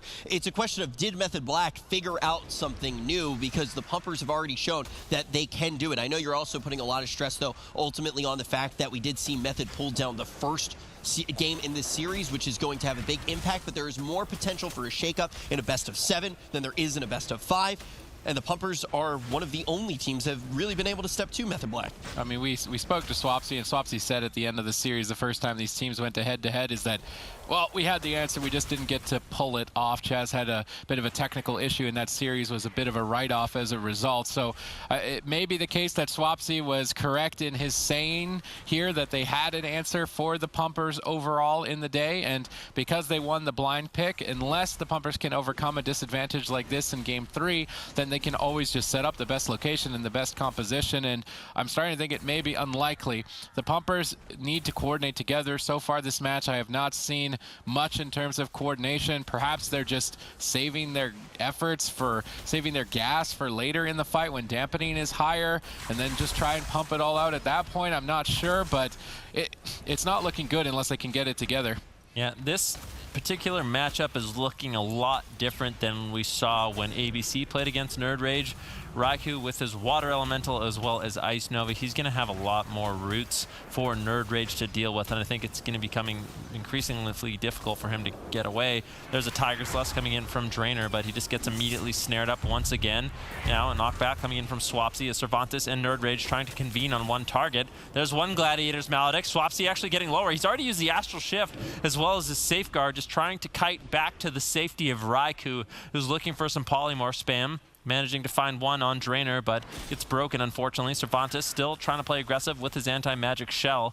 Now, as I was saying, Raikou's build is going to be a lot more difficult for Nerd Rage to maintain the uptime we saw in Dalaran Sewers when he was playing against Alec. Yeah, most certainly is the case. Let's see if Drainer can keep it up. He's doing a great job so far in terms of efficiency, but they need more execution, they need more coordination. Obviously, as I say that, it is really difficult to do. They're sticking to their split DPS strategy on a big map. If they get separated too much, it can be very difficult. But it does seem to be that they want to go after Swapsy, so they may not be looking for that 3 Maledict Ice Block push, 3 Maledict Ice Block push.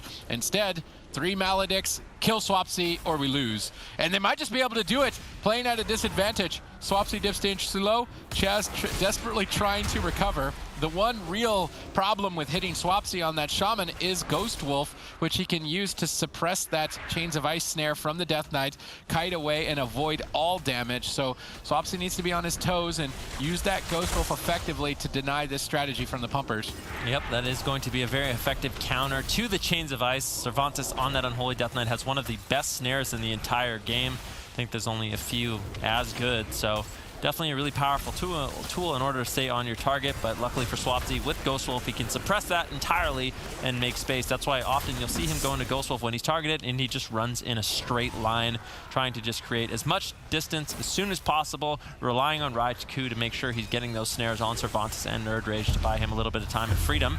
Now a nice little swap onto Raikou. Nerd Rage reconnects, looking for some pressure. Chaz responds with the Iron Bark, and now the Pumpers, 25% dampening, no Temporal Shield, no Iron Bark, no nothing really for Method Black. They need to start forcing out these ice blocks, and I think they could just get one right now, Sid. Yeah, this is a coordinated effort on the part of the Pumpers. They're definitely looking clean here in game number 3. Can they take it all the way? If they manage to win on Tolvaron and Ashamain, those are the biggest maps. You can't play them again. It's very important. The Pumpers have an opportunity if they can just stick it out a little bit longer.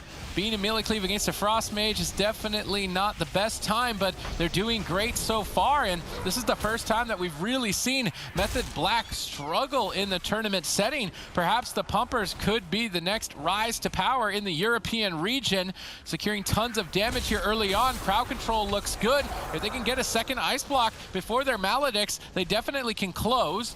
Cervantes protecting Nerd Rage there as he overextends. However, a big overlap in defensive cooldowns. Mistakes were made there on the side of the Pumpers. They exposed themselves massively now with Anti-Magic Zone, way of the crane out of the way, die by the sword. All 3 members now are limited, and as I said, they were doing great in terms of pressure and coordination. Their defense just got blown out. Yeah, they used literally pretty much everything they have. Drainer used his Trinket as well in that exchange, so he's very susceptible to a Polymorph. Now at 33% dampening, Cervantes could be a good target, but Swapsy under fire. Forced to trade out the Astral Shift. Chaz does have a little bit of mana left in the tank, but Drainer has actually secured a lead, and if the Pumpers can maintain this pressure, swapping between Raikou, swapping between Swapsy, then Chaz is going to have a really difficult time maintaining that mana later on in the fight. Yeah, it's going to be a very rough road for the Pumpers here, trying to battle it out to the bitter end despite the disadvantage. They set themselves up well aggressively, but then completely threw the fight potentially away here defensively. They're still trying to keep up the charge. All 3 members marching. Temporal Shield now out of the way. If they can get an Iron Bark and then make a coordinated play on those Maledicts, they can secure the second ice block, look to reset, and do it again for the kill. Will they be able to stay alive to that point? I feel like they were so close against ABC on Dalaran Sewers, and then Nerd Rage defensively just wasn't responding to the damage in time. So the Pumpers definitely have potential here against Method Black as they look to get the second ice block on this way of the crane. Raikou needs to avoid Drainer at all costs, but intimidating shot with no Glaire's Medallion on 3 more seconds. They just need to connect. Nice Mind Freeze. Great coordination aggressively by the Pumpers. Their offense is way better. If they can just squeak up their defense a little bit, they're going to be able to take this. Yeah, Raikou could be in a lot of trouble. Full Cyclone secured by Chaz onto Drainer. Cervantes and Nerd Rage caught in midfield, and things can snowball out of control quite quickly here for the Pumpers if they stay in the open for too long. But Raikou with no Icy Veins, I think he might struggle to find the pressure that he needs. Nerd Rage still sitting in the Anti-Magic Zone as he charges forward with the Life Cocoon from Drainer. Drainer getting interrupted. Now the crowd control. Nerd Rage getting bursted down lower. Raikou in a lot of trouble as well. Iron Bark, the last line of defense for Chaz to actually keep him alive. Raikou trying to kite away. Beautiful Ring of Peace, knocking Raikou back into Cervantes. Nerd Rage reconnects. And this is trouble time for Raikou. Temporal Shield. He has to hold on a little bit longer. Chaz has no mana in execute range, and the Pumpers managed to do it on the swing match, turning this series in their favor. You know, in that matchup, Sid, when you were casting, you just said the Pumpers have everything against them. If Method Black can't do it here, this is where you start to get scared. Yeah, definitely. We'll have to see exactly what they can get done. We've seen this matchup play out a few times, and normally it takes a lot of dampening for it to end, and I expect that's exactly where we're headed, to Dampenville. But I think there's one opportunity that the Pumpers have, and that is a coordinated assault with their Gladiator's Maledict Trinket. Just with the way that the Pumpers play it, where Nerd Rage is splitting onto Raikou, Cervantes is splitting on Swapsy, they really limit the amount of output that Method Black has, at least in the early game. But this is a good amount of pressure on the Nerd Rage. Could force out some defensive cooldowns. Already banking an Anti-Magic Zone. So they got that. They also got the Life Cocoon from Drainer, so not a bad start here for Method Black. Yeah, Method Black looking pretty solid in this opener so far. Shaz gonna activate that innervate so he can rotate that back up as soon as possible. Raikou now though getting gripped in with the asphyxiate because Drainer following that up as well with a leg sweep. Nice ring of peace, but Raikou is going to blink out of there. Swapsy, of course, playing the goalkeeper role essentially. Every single time we see the pumpers going into pump, we see Swapsy shutting that down, hexing the healer. There is no curse dispel on the side of the pumpers. And then, of course, oh, Cervantes is playing Dark Simulacrum. What did you steal there, Cervantes? We will have to find that out soon. But as I was saying, Swapsy, his role is to basically shut down the push as it happens and counter pressure, forcing Nerdridge to run back before Raikou is in that moment where they don't have Iron Block, they don't have the Temporal Shield, and they force out that Ice Block. Chas, though, going to be sitting down for a drink. Cervantes taking a surprising amount of damage here, and we see Drainer as well is looking to push in. Swapsy, though, what is going on here? Chas going to have to trinket out of that asphyxiate stun. Swapsy going to use his Dark Iron Dwarf Racial as well. A lot of damage here. Astral Shift being forced out. A lot of cooldowns here on Swapsy, and this is what happens when you don't have that big map to work with, Van. Yeah, that is true. Swapsy having a difficult time kiting, and the pumpers were able to get Gladiator, Safeguard, Astral Shift, Iron Bark, Trinket. Basically everything you want, but that was the push with their Gladiator's Maledict Trinkets. Without that healing reduction, I feel like it's going to be hard for them to actually take down Swapsy pre-dampening. Nerdrage now getting Life Cocoon. Raikou trying to find some damage here. Actually managed to find a full sheep, but a beautiful pre-Life Cocoon. Drainer realizing he wasn't going to be able to get out of line of sight of that Polymorph, throws out the Life Cocoon, and that's going to deny any sort of pressure coming in from Method Black. Raikou sort of realizing it. And this is unfortunate for Raikou as well because he actually did use his Icy Veins there. So Cervantes just stole a Polymorph. That's why Shaz is in form right there. Look how Shaz is switching in and out of form. He knows Cervantes has the Polymorph, and there it is. Full Polymorph now. Swapsy in big, big trouble. Definitely caught into a full stun. Can he survive? Is there any follow-up crowd control? Shaz gets gripped in, but there's just no follow-up CC.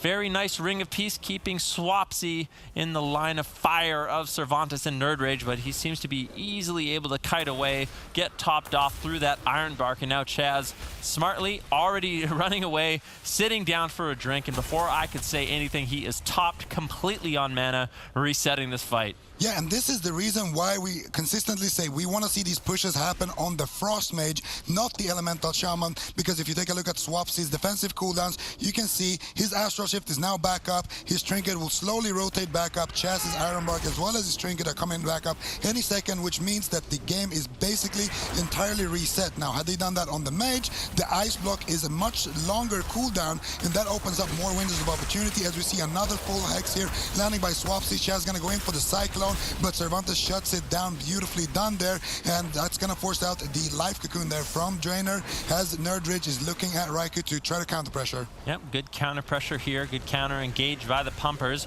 Raikou getting lower, he gets interrupted on Frost, a bit of a scary moment, but with Iron Bark, oh, Chaz actually getting caught into a Polymorph once again.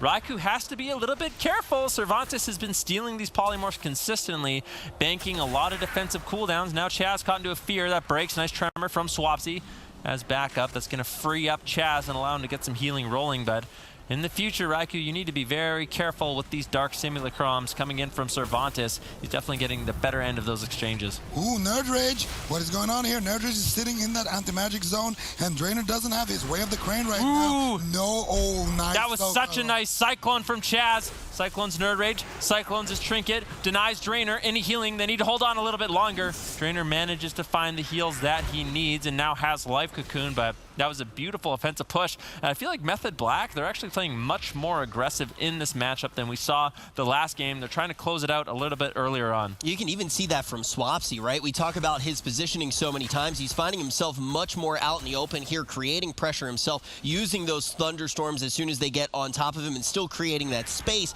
but he's still getting into the front lines more, and Nerdrage going to be the target yet again, and we're going to see that overlap here as soon as the Life Cocoon does go out. Drainer going to be locked up in that bash for a little bit into a Hex, but he is going to be able to get out of that. Nerdrage healthy for now.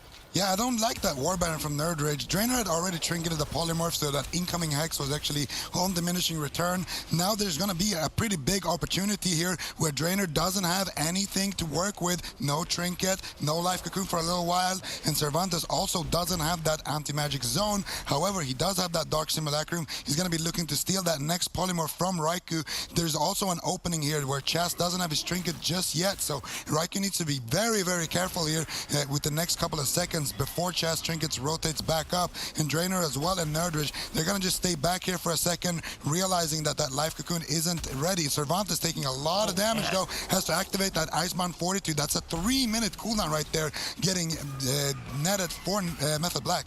I don't know what's going on with Method Black, but they have turned up the heat here in game number 4 on Tiger's Peak. So much more pressure for them, and the Pumpers have had to play much more defensive on this map than we saw on Ashamane's Fall. Grip now onto Raikou, a little bit of burst damage. Beautiful Ring of Peace once again, knocking Raikou out of line of sight, but with Blink, with Shimmer, Raikou should be able to get to the midfield, and he does. Lands a full polymorph on Drainer. Cervantes caught in the midfield. Raikou looking for some damage once again. Nerd Rage basically hitting the only target that he can on Swapsy. Another preemptive life cocoon there, denying that setup from Drainer. Very nicely done. Unfortunately, Method Black really not able to find the pressure that they needed with that full polymorph.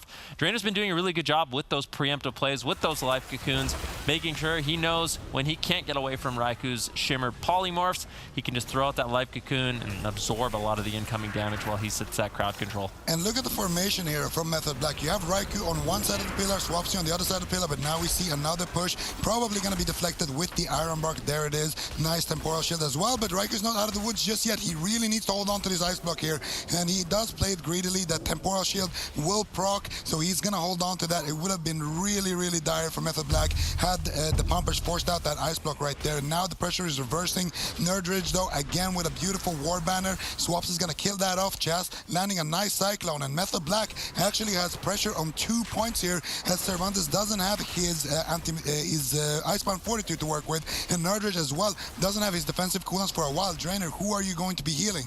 Yep, this is exactly what we want to see. The Pumpers, they push in, they manage to get Iron Bark and Temporal Shield, but that's all they get. After that, Method Black, they have the counter pressure that they need to force the Pumpers to run line of sight, and now you can see Chas, he has Iron Bark. Raikou, he has Temporal Shield. So Method Black, they have to make sure, although they trade out those defensives, they need to buy themselves enough time to get counter pressure and actually force the Pumpers to play a little bit scared, which we have been seeing in this game. I really like what Cervantes is doing right now. He's trying to play close to Chas because of that mana difference there. They know that they need to play aggressive here. Chas wants to go for drinks as his mana is super low, and this is the push to do it in. Now, this could potentially be an Ice Block coming from Raikou very soon after this push, because now Drainer could activate his Way of the Crane, and he might do it. And there it is, Way of the Crane. Big damage on Raikou. This is potential Ice Block for Raikou. He needs to be very, very careful. Chas caught up in that intimidating shot, and now Drainer as well is going to be able to paralyze Chas. Here is no Temporal Shield active, but Chas has the Iron Bark to deflect with. Is it going to be enough though, as those Maledicts connect? Beautiful Ring of Peace as well, but I think Raikou might be able to stabilize here, as we see a beautiful Hex onto Drainer. That's going to cost him a lot of mana though with that Way of the Crane push. Yeah, definitely a very expensive spell for Drainer. That's why he really has to pick the moments in the game where he uses it and looks for that offensive push. I didn't mind it there, but Chas still had the Iron Bark and the Temporal Shield, Raikou, so there really wasn't that much of a threat onto Method Black. They had to hold on a little bit longer and push through. You can see the Pumpers, they want to continue the fight, push in, try to take Raikou down, but they're just unable to find the damage that they really need. Raikou's been doing a really good job with his kiting. War Banner gets dropped out by Nerd Rage, but I don't think that actually was super effective on any crowd control, at least that I saw. Once again, Drainer trinkets out. Way of the Crane, Raikou forced into his first Ice Block. I don't mind him using it there a little bit preemptively, a little bit scared. I think that's exactly what he needed to do. Drainer may have overcommitted. He has no trinket, no Way of the Crane, almost completely out of mana. Raikou still has the Iron Bark from Chas, but they're looking for a final push in this game to take Raikou down. Swapsy has to do a great job in this situation, looking for counter pressure on his team to force Cervantes and Nerd Rage to back off just a little bit. Yeah, they need to find a polymorph now onto Drainer and a lot of pressure onto Nerd Rage, because Chas needs to go and drink. There's the full Hex onto Drainer. Can we see the damage though? it looks like it's getting reversed here. Chaz has to drink it out. Raikou in big trouble, has to activate that secondary ice block. And the reason why the pumpers are just all of a sudden playing super aggressive is because Chaz is out of mana. They need to stop him from drinking, and the way to do it is with this pressure. Chaz again though getting caught up in that paralyze. Raikou's gonna have to activate the temporal shield. This could be big trouble, man. Yeah, definitely huge trouble for Raikou. Once again, a beautiful ring of peace coming in from Drainer, but now Drainer in a full polymorph. Raikou looking to get aggressive once again. Cervantes steals it, but unfortunately it breaks on Chaz, so Chaz not going to be sitting that polymorph that Cervantes was able to take from Raikou, and this is what we see. Nerd Rage and Cervantes, they could be locked down at 35% dampening. This is the critical mass point in the game where Method Black can just take someone down quite easily. Nerd Rage getting lower, beautiful lightning lasso, and I don't think Drainer has the healing to hold on much longer. Method Black ties up the series, but the last game was just so important for the Pumpers. They still have that advantage in the swing match. That was a very close game as well. Some of their CCs, because they want to CC the way of the crane, and also I want to see them just put pressure on the Fnobbers, and then later on in dampening try to take down Cervantes, and I think that's going to be a really big thing for them. Maybe even swap over onto Drainer if he gets too frisky. All right, time to pump it up. We're getting it started. We can see that Fnobbers is going to be in on that Druid. Going to be coming in with that Incarnation too in the opener. He's going to get knocked all the way down off of the platform. But this Incarn, look for that to be lit up. Look for Fnobbers to be on fire, because that Incarn packs such a heavy punch for the Moonkin. And we are going to see, though, it is Drainer who is going to have to trade out that Life Cocoon. He's inside of the polymorph. He gets the re-polymorph on him as well. Raikou was able to put out so much pressure there inside of his Icy Veins, and Fnobbers still going to be in bear form here, and he's going to have to hang out in that quite a bit if Raikou can keep this pressure up. Yeah, Fnobbers, this is the downtime where they don't have a lot of crowd control or burst damage with cooldowns, so it's just better to stay in bear form as a balanced Druid. Your damage outside of Incarnation is almost non-existent, so just reduce the damage you take, make sure that you survive until a window of opportunity where you can actually make things happen. Also, Mistweaver monks are highly susceptible to crowd control, so a polymorph currently casted on Drainer means that Drainer is not healing Fnobbers, so by being in bear form, he reduces the damage and can stay alive in the fight. Opportunities where they could maybe attack back outside of Incarnation is the Solar Beam, but because Chaz is playing a Druid, they are going to need to land that on a cast. But Druids in this meta not going to be casting very much, so unlikely that Chaz even gives that opportunity for Fnobbers. Chaz getting bounced off the side with that Ring of Peace, not really too consequential. Fnobbers now knocks the corner. Lightning Lasso attempt gets broken up. Good denial there on that Lightning Lasso. Very important that you interrupt it or trade a cooldown. It definitely deals the highest damage of any spell on Method Black's team. Yeah, and right there, Chaz actually roots up the pet behind the pillar, but never mind, we see a big swap here onto Chaz. That could be big trouble. No, he's going to be able to escape from that. So what Chaz likes to do is he likes to root the pet up behind pillars, and then when he actually goes to activate his stealth, that pet aggro drops, and that does allow him to reposition and potentially get drinks. The problem is it's very difficult to do on this map, especially when Drainer and Cervantes both are being on top of him. But now they punish Drainer for trying to stop that drink with a bash into a full sheep. They don't seem to be able to find that much pressure, and again, every single time they make these plays, Chaz will cross the map, allowing his wizards to tee off damage onto Cervantes. That's gonna force out the Life Cocoon. Chaz now looking for the stealth, not able to find it as Drainer chases him down once again. And it's very difficult to get the Life Cocoon off script, though, and that's because of something that Sid was actually talking about. We see a very short cooldown on that Life Cocoon. Are we seeing a lot of those Azurite traits being the focus here, Sid, to make sure that you can just have that short CD on such a powerful cooldown? Yeah, Burst of Life and Chrysalis are pretty much mandatory for Mistweaver right now. So Burst of Life and Azurite trait, reducing the cooldown of Life Cocoon by 20 seconds. Chrysalis, an Honor talent, reducing the cooldown of Life Cocoon by 45 seconds, making it a 55-second cooldown. And it fits into that 1-minute cycle. It pairs really well with classes like, in this case, Death Knight and Balanced Druid for Barkskin for the Druid, Anti-Magic Shield for the Death Knight, and you just rotate between those two cooldowns every minute, making an efficient trade. Now, obviously, you can deny Life Cocoon's usage by crowd controlling the Mistweaver, such as a Polymorph, which is currently active on Drainer. During this time, Swapsy then looks to coordinate Lightning Lasso. Fnobbers then denied this situation, which otherwise would have been scary because they removed the potential of Life Cocoon, and Fnobbers didn't have Barkskin.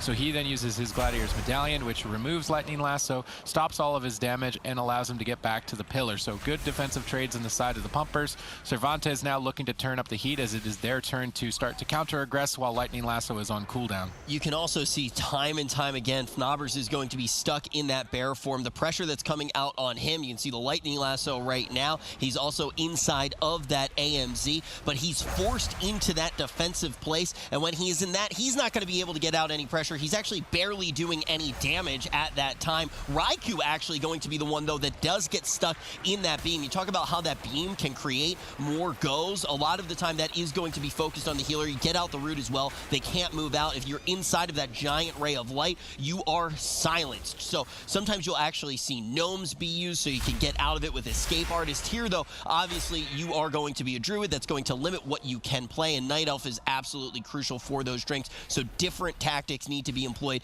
to avoid goes from that, but Incarn activated now, and that is the main setup that we expect from the pumpers. Yeah, and like, once again now, Chaz going to be looking for that drink. Drainer is chasing him around. Now we see the counter pressure here onto Swapsy as a result of Chaz going for those drinks time and time again.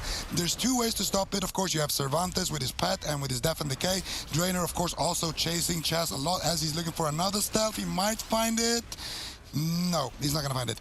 And then, of course, the other way is to stop it by shutting down Shaz's ability to drink with counter pressure on Swapsy or Raikou. Swapsy always going to be a juicier target because Raikou sometimes would just trade out his ice block for a drink. It's a good trade to make. Now, Chaz actually does get the stealth off. Now he needs to sneak away. Drainer is looking for him. He doesn't find it, though. But now they need pressure here on the side of Method Black to allow Chaz to get this drink. Cervantes realizes it, putting up a lot of pressure here onto Swapsy.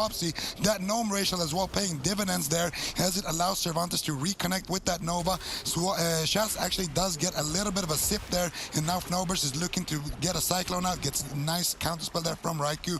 Another Polymorph as well onto Drainer to kind of weather the storm here. We see Cervantes taking the brunt of the damage right now, but now the pressure should be swapped over to Method Black. If you take a look at the Twitch extension now available, you can check out the gear talents that the players are running, and Chaz has completely changed his build versus this Death Knight and this Balanced Druid composition. There's obviously a lot of nature and arcane damage, so he has opted to run the Mark of the Wild Honor talent, which reduces those schools of magic by 15%. He has also decided to run Cultivation and Cenarian Ward for more consistent healing throughout the fight, which is why his mana is looking so much better. I like these adaptations in his build when facing this composition. And most curiously, which I've never even considered playing Druid myself, is he's running Lively Spirit, which gives you 0.5% of your mana back for every spell that you cast during Innervate. So you can get maybe 4 or 5% of your mana back on your Innervate on top of making your spells free. Chaz is playing way more efficiently, completely changed his build to counteract the damage style that the pumpers have brought, and that build change might be enough for Method Black to overcome an uphill battle. It's funny because you may be like, wait, a healer's using Lively Spirit? Yeah, actually, it was a weird adaptation that we saw with the Moonkins deciding to use that last season. They were using it for big damage on their Star Surges. Now we're seeing healers actually go into employing it. Swapsy going to be taking some pressure here. He's caught up in the leg sweep. Yeah, and I want to see Shaz go for a Cyclone here as he has his Innervate back up. Actually, I don't think, is he playing Cyclone, Sid? Yeah, he is. Is okay. he? They're Yes. right there. So there's the Cyclone. He doesn't manage to find it, though, with that Innervate, unfortunately for him. However, Chaz has gotten a drink, and this is really Method Black's strategy. They need to conserve Chaz's mana as much as possible. As we already mentioned, the Mistweaver, up until Dampening, will be the most mana-efficient healer. And now Chaz has tied up his mana completely. This is a moment where the Frost Mage and the Elemental Shaman are going to be able to force Fnobbers into that bear form with his Incarnation up as well now. The pumpers on the back foot. This is looking good for Method Black right now. Fnobbers not going to be able to dish out any damage in that bear form, but now he's switching back out, doing a lot of damage with that Star Surge, but Swapsy again with the Lightning Lasso is trying to force him back into the bear form. Chaz now at the back of this pressure, looking for a drink. Can Raikou find the Polymorph though? He doesn't manage to get it onto Drainer. Drainer though going to find himself getting bashed up into a Cyclone. Nice Solar Beam as well onto Raikou, trying to counter-aggress as we see the Maledict trinkets being comboed with that CC. Now they have so much pressure that Chaz most likely is going to look for yet another drink after he throws out his Maledict trinket right there. I I think this was a smart move on Chaz's part. I mean, his mana is in a way better spot than the last time when facing against this composition, and we saw ABC almost kill Cervantes in this specific matchup. So if Chaz's build change can buy him enough mana, get his team deep enough into dampening to kill Cervantes, I actually think Method Black may be able to take the swing match back in their favor for a Game 7, which could just secure themselves the entire tournament.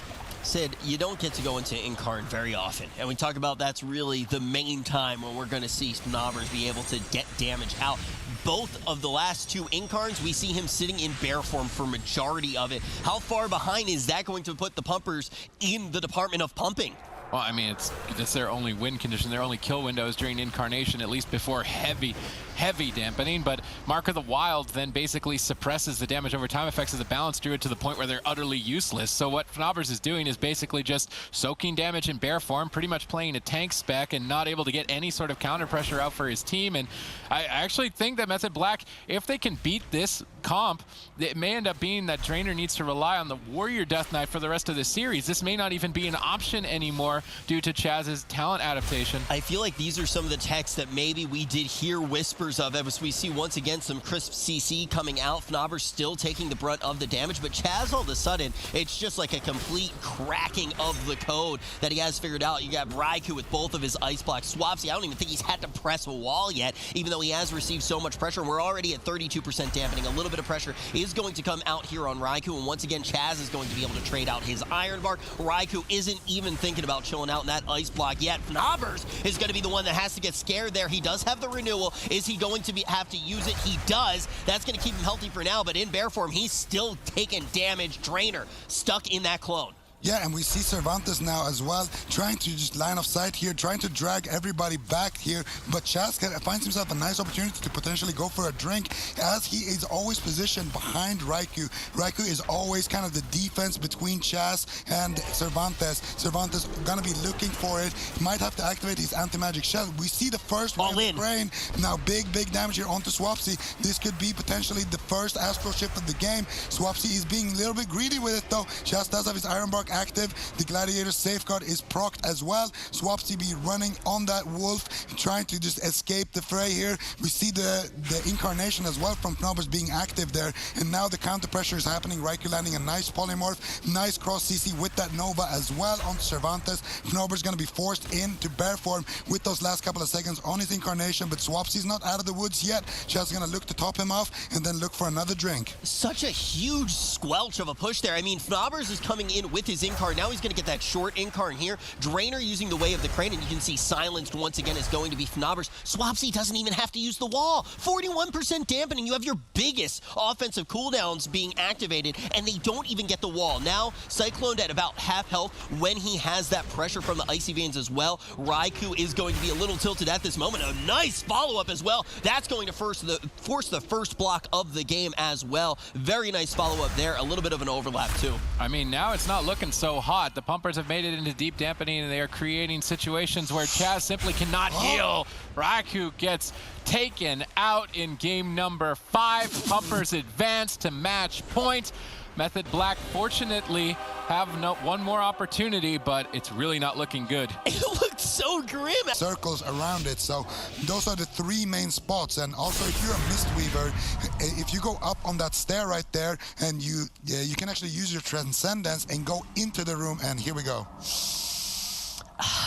Mugimbala for the second time of the year. The Long Boys, they are watching, and we can see what they see right now. It's just going to be Drainer and Nerd Rage going to be hanging out in that room with Cervantes as well. And Sid, this is the strategy that we like to play. I mean, that room is definitely good defense and good cover against ranged classes, so it is not surprising to see them want to battle it out in the room. And this is why it's a bit of a stalemate in terms of the compositions that both sides have brought. The casters want to play in open field, the melee want to play in close quarters, and this map has both of those options available, so neither team really wants to give up that advantage, and you really have to assess who has the upper hand in dampening. I think if Drainer has mana in dampening, this benefits their team more to wait.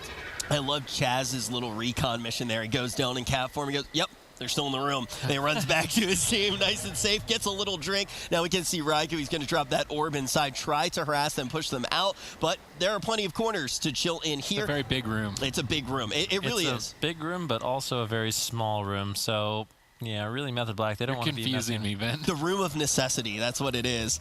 Yep, it's everything you want it to be. And this arena really is sectioned That's how I off. feel about you, Van. Oh, thank you.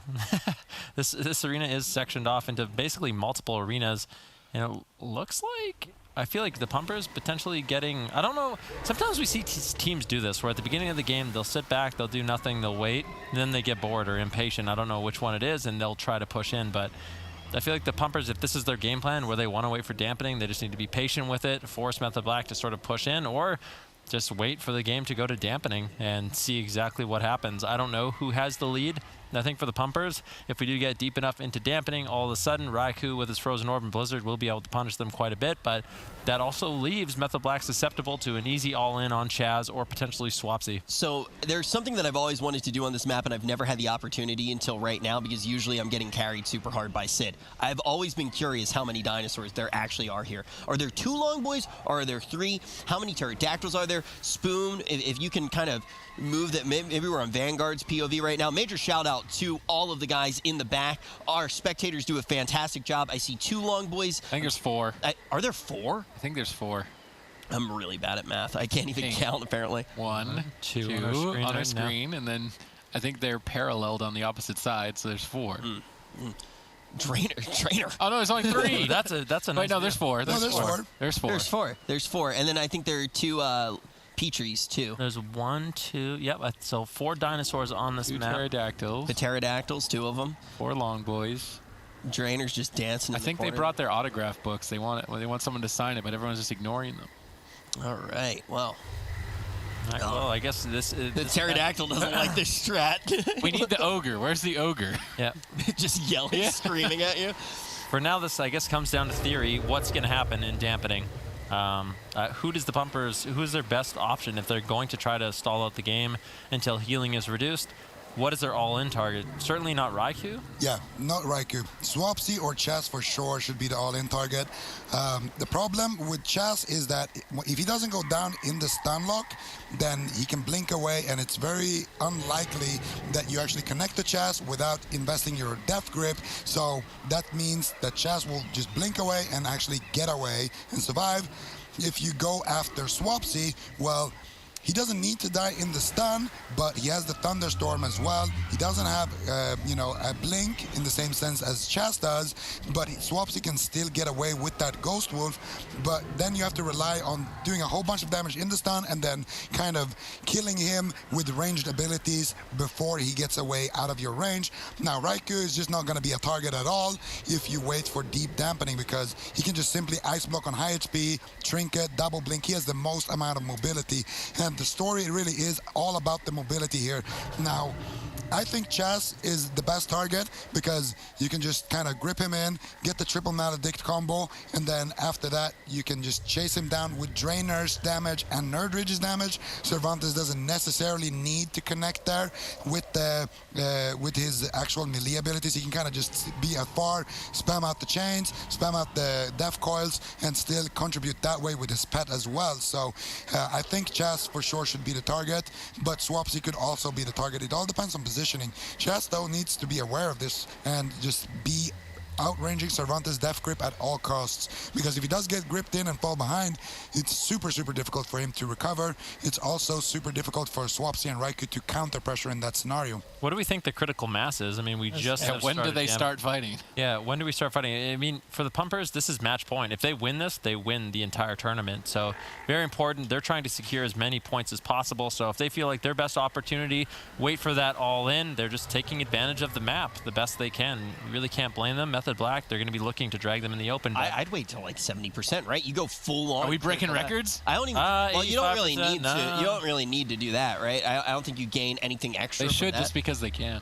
Yeah, but I don't know if they maybe, win with that. Yeah, I don't think it could they go. win. It could go the opposite way, just because of Lightning Lasso, right? Like Lightning Lasso is super scary. Lightning Lasso, you get your Maledict in, and all of a sudden it's just wham bam, thank you ma'am. We're going to a game number 7. I do think the Pumpers can go pretty deep into dampening, and their push will be able to handle it. You trade out different things like the anti-magic shell. You can handle a lot of that pressure that's going in. You have the AMZ to keep Nerd Rage safe as well. But I do think you want to go to the critical mass. And oh, never mind. I thought that was Bonsomdi. I was like, I didn't know he was here. I thought that was a dinosaur. I love Bonsomdi, dude. He's I so thought that cool. was the 7th dinosaur. Bonsomdi roasted me when I died in a World Quest. I don't like him very much anymore. Yeah, me too. See, I would never let you die in a World Quest. As much as you have my back in arenas, I could have you in World Quests and LFR, man. I got you. Bonsomdi is like Rich. He just roasts me for not ice blocking in that one tournament years ago. I am the low of the roast. I am the low of the roast. I'm the low of all tournaments past. But, So if we do hit about 60-70% dampening, I actually think Method Black should push into that room with the Raikou leading the charge, kind of being the damage sponge, as we can see right here. The problem with what he's doing right now is that the Blizzard is easily avoidable due to how big the room is, and if he goes any further, then Cervantes can just dip out to the starting room or the entrance of the room and just kind of grip Raikou in. Drainer can lock the door with the Ring of Peace, and then all of a sudden, Raikou is going to be costing his team a lot of cooldowns. So yeah, it's kind of scary. I want to see Raikou lead the charge when dampening it actually is high enough for his team to kind of capitalize on the fact that they're going to be investing their damage onto Raikou. Z, that's really intelligent. I mean, one of the things that is nice about being in this room, if you are a monk, you can say, Mom, Dad, it's my room, lock him out, close the door, Ring of Peace. But luckily for us, we do not have to think here. We have the advantage with a slower paced game that we can ask chat. Chat together has a combined rating of probably 4,000, 10,000. You think higher? You don't want to mock Twitch chat. I'm not mocking. You don't want to mock. I'm not mocking. Oh, here we go. Oh, PvP is happening. Yeah, it looks like they are going to be moving in, just waiting to around 20% dampening. Raikou gets caught into the Asphyxiate stun. Nice Ring of Peace as well from Drainer, but Raikou's easily able to escape.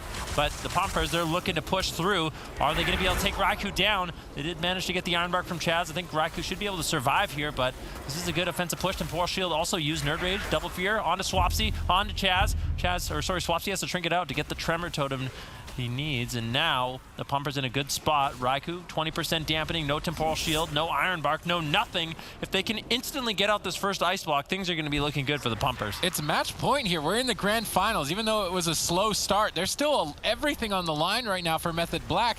If the Pumpers just take victory here, they're going to close it out 4-2. Although currently Drainer in crowd control and Nerd Rage under fire. Cervantes makes the trade during that critical moment to stabilize Nerd Rage's health, but because the teams have waited to 23% dampening, recovering is not going to be a simple and straightforward task. Crowd control is still raining down. Definitely Method Black have the positional advantage here on the open side of this rectangle pillar, and the thing is the Pumpers can't really dictate where the fight goes. That's why we saw that stalemate for so long, but if we keep fighting out here in the open, this is Method Black's game. Yeah, this is really good positioning for Method Black. The Pumpers really have nowhere to run and hide. Nerd Rage tried to escape, but Swapsy chased him down, forcing out the Life Cocoon. Die by the Sword, still available for Nerd Rage if he needs it. He has his Trinket as well, trying to push through onto Raikou.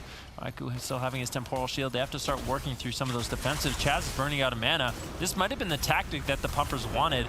Chaz is going to have to use a lot more mana to keep their team alive in this fight. Drainer's still doing quite healthy. There's a full Cyclone onto Nerd Rage. If there's any follow-up crowd control onto Drainer, they might be able to capitalize on that. Raikou looking for an Ebon Bolt, finding huge damage onto Nerd Rage, who is forced to retreat. Yeah, he is forced to retreat. Nerd Rage down at half health. Drainer still locked in crowd control. Method Black have had complete control of this fight. Now, I would say start to finish, but there wasn't much control for the first 5 minutes. But now they have full control of the pace of this match. Chaz has burned down about half mana, so there is that lead. Every time they put Drainer on polymorph diminishing return, such as this Hex, he then looks to Wave the Crane while he's still on a diminishing return, just such as this, and it's a good opportunity to try and push. I don't like that they're kiting up to the top balcony. That's a much better position for the Pumpers. Method Black still on match point. The Pumpers finally coordinating together to get that Ice Block out of the way. Yeah, Raikou still no Temporal Shield, no Iron Bark. They can make the final push. They might be able to kill him on Hypothermia.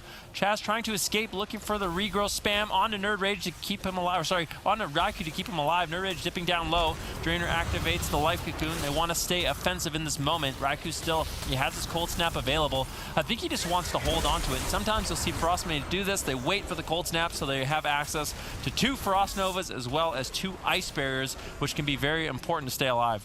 Yeah, definitely, but we see crowd control initiation. It's match point here, ladies and gentlemen, between the Pumpers, the newcomers, the regained power roster.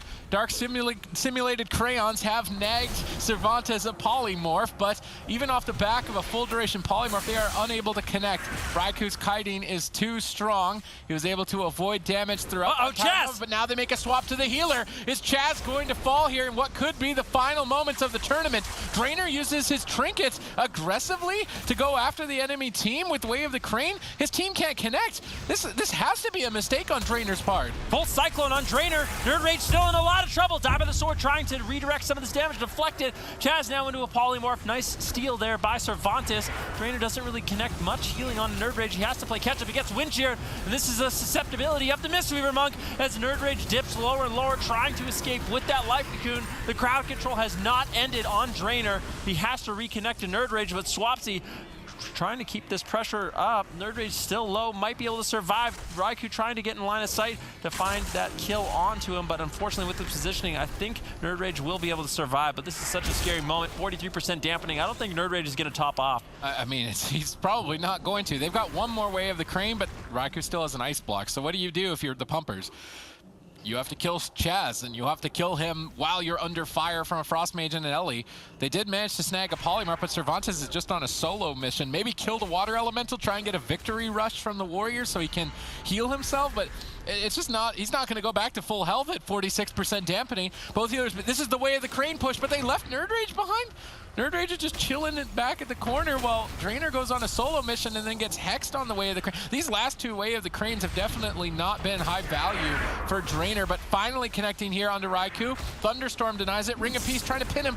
Oh, so unfortunate. If that Ring of Peace had knocked Raikou downstairs, maybe it's still going to be an ice block. It might not matter, but Swapsy can carry the team here. It's match point. Swapsy has to dish out all the damage to close this match out while Raikou is under fire. They're out in the open field in the corner. This is perfect for Swapsy to try and close. Do they have enough damage to take down Nerd Rage before Raikou falls? Raikou trying to kite, but now he dragged them on top of his healer. He's susceptible to interrupts. Perfect pummel by Nerd Rage, but now caught in a lightning lasso. Swapsy line of sights, but Cervantes backs him up for at least a couple more seconds. A race against the temporal shield. Anti-magic zone protects Nerd Rage just a little bit longer, but now a full hex. Maybe it doesn't matter. Raikou can't get healed anymore at 52% dampening. Raikou gets gripped back into the fight. It's a race to the finish. They get the second block, but they've only got 30% HP remaining. Earthshock connects. Swapsy can still carry. It's still on match point. Everything rides on him. Yep, Cervantes into a full polymorph. That solo mission will end, and Chaz actually sat down for a drink. Nerd Rage in so much trouble. Not going to be wanting to move in. Lightning Lasso from Swapsy might be able to take him down. Life Cocoon, the last line of defense for Drainer. The Pumpers trying to close out this series. Raikou doesn't have an ice block left for so long. If Nerd Rage can reconnect, they might have an opportunity. A small moment in the game where they can actually win, but Nerd Rage forced to retreat. Beautiful Thunderstorm there by Swapsy, and now Cervantes, he's been left all alone. Yeah, what is he gonna do? Cervantes is trying. It's basically Cervantes has to carry the Pumpers, and then Swapsy has to carry Method Black. If Cervantes can get enough damage out here, perhaps they just take the whole tournament, but he's under fire. He has no cooldowns left. Drainer is so low on mana, and I think that Method Black are gonna take this to a Game 7. One more Way of the Crane, one more chance to get a kill, one more chance to be the champions. Can the Pumpers do it here? Dampening is at critical mass. Chaz is totally tapped by Raikou to take it out. The Pumpers are your cup number 3 champions. Absolutely crazy series as well, and there were so many times where, you know, the Pumpers are down by... sorry, Sid's pointing to me right there. What did you want to say? I was trying to make a joke. Don't worry about it, Rich. The Pumpers go 4-2. Yeah, I predicted a 4-2 score, but in the other team's favor, and I think everything came down to that one map push on Tolvaron where they just took Chaz out in a couple seconds. If Chaz didn't misread that situation and was able to keep that, I think that they may have been able to take the entire series. So the Pumpers definitely performed here today, and I'm looking forward to watching them compete in the future. How is that a joke? That wasn't the joke. It's fine. I'll tell you about it. With 132 points, that's not necessarily something that we did expect. That's going to be a very big jump up the ladder for them. Yeah, and they actually managed to pass ABC in the standings. So ABC next week, they're going to have to find a really good performance. They need a first or second place finish if they really want to secure their spot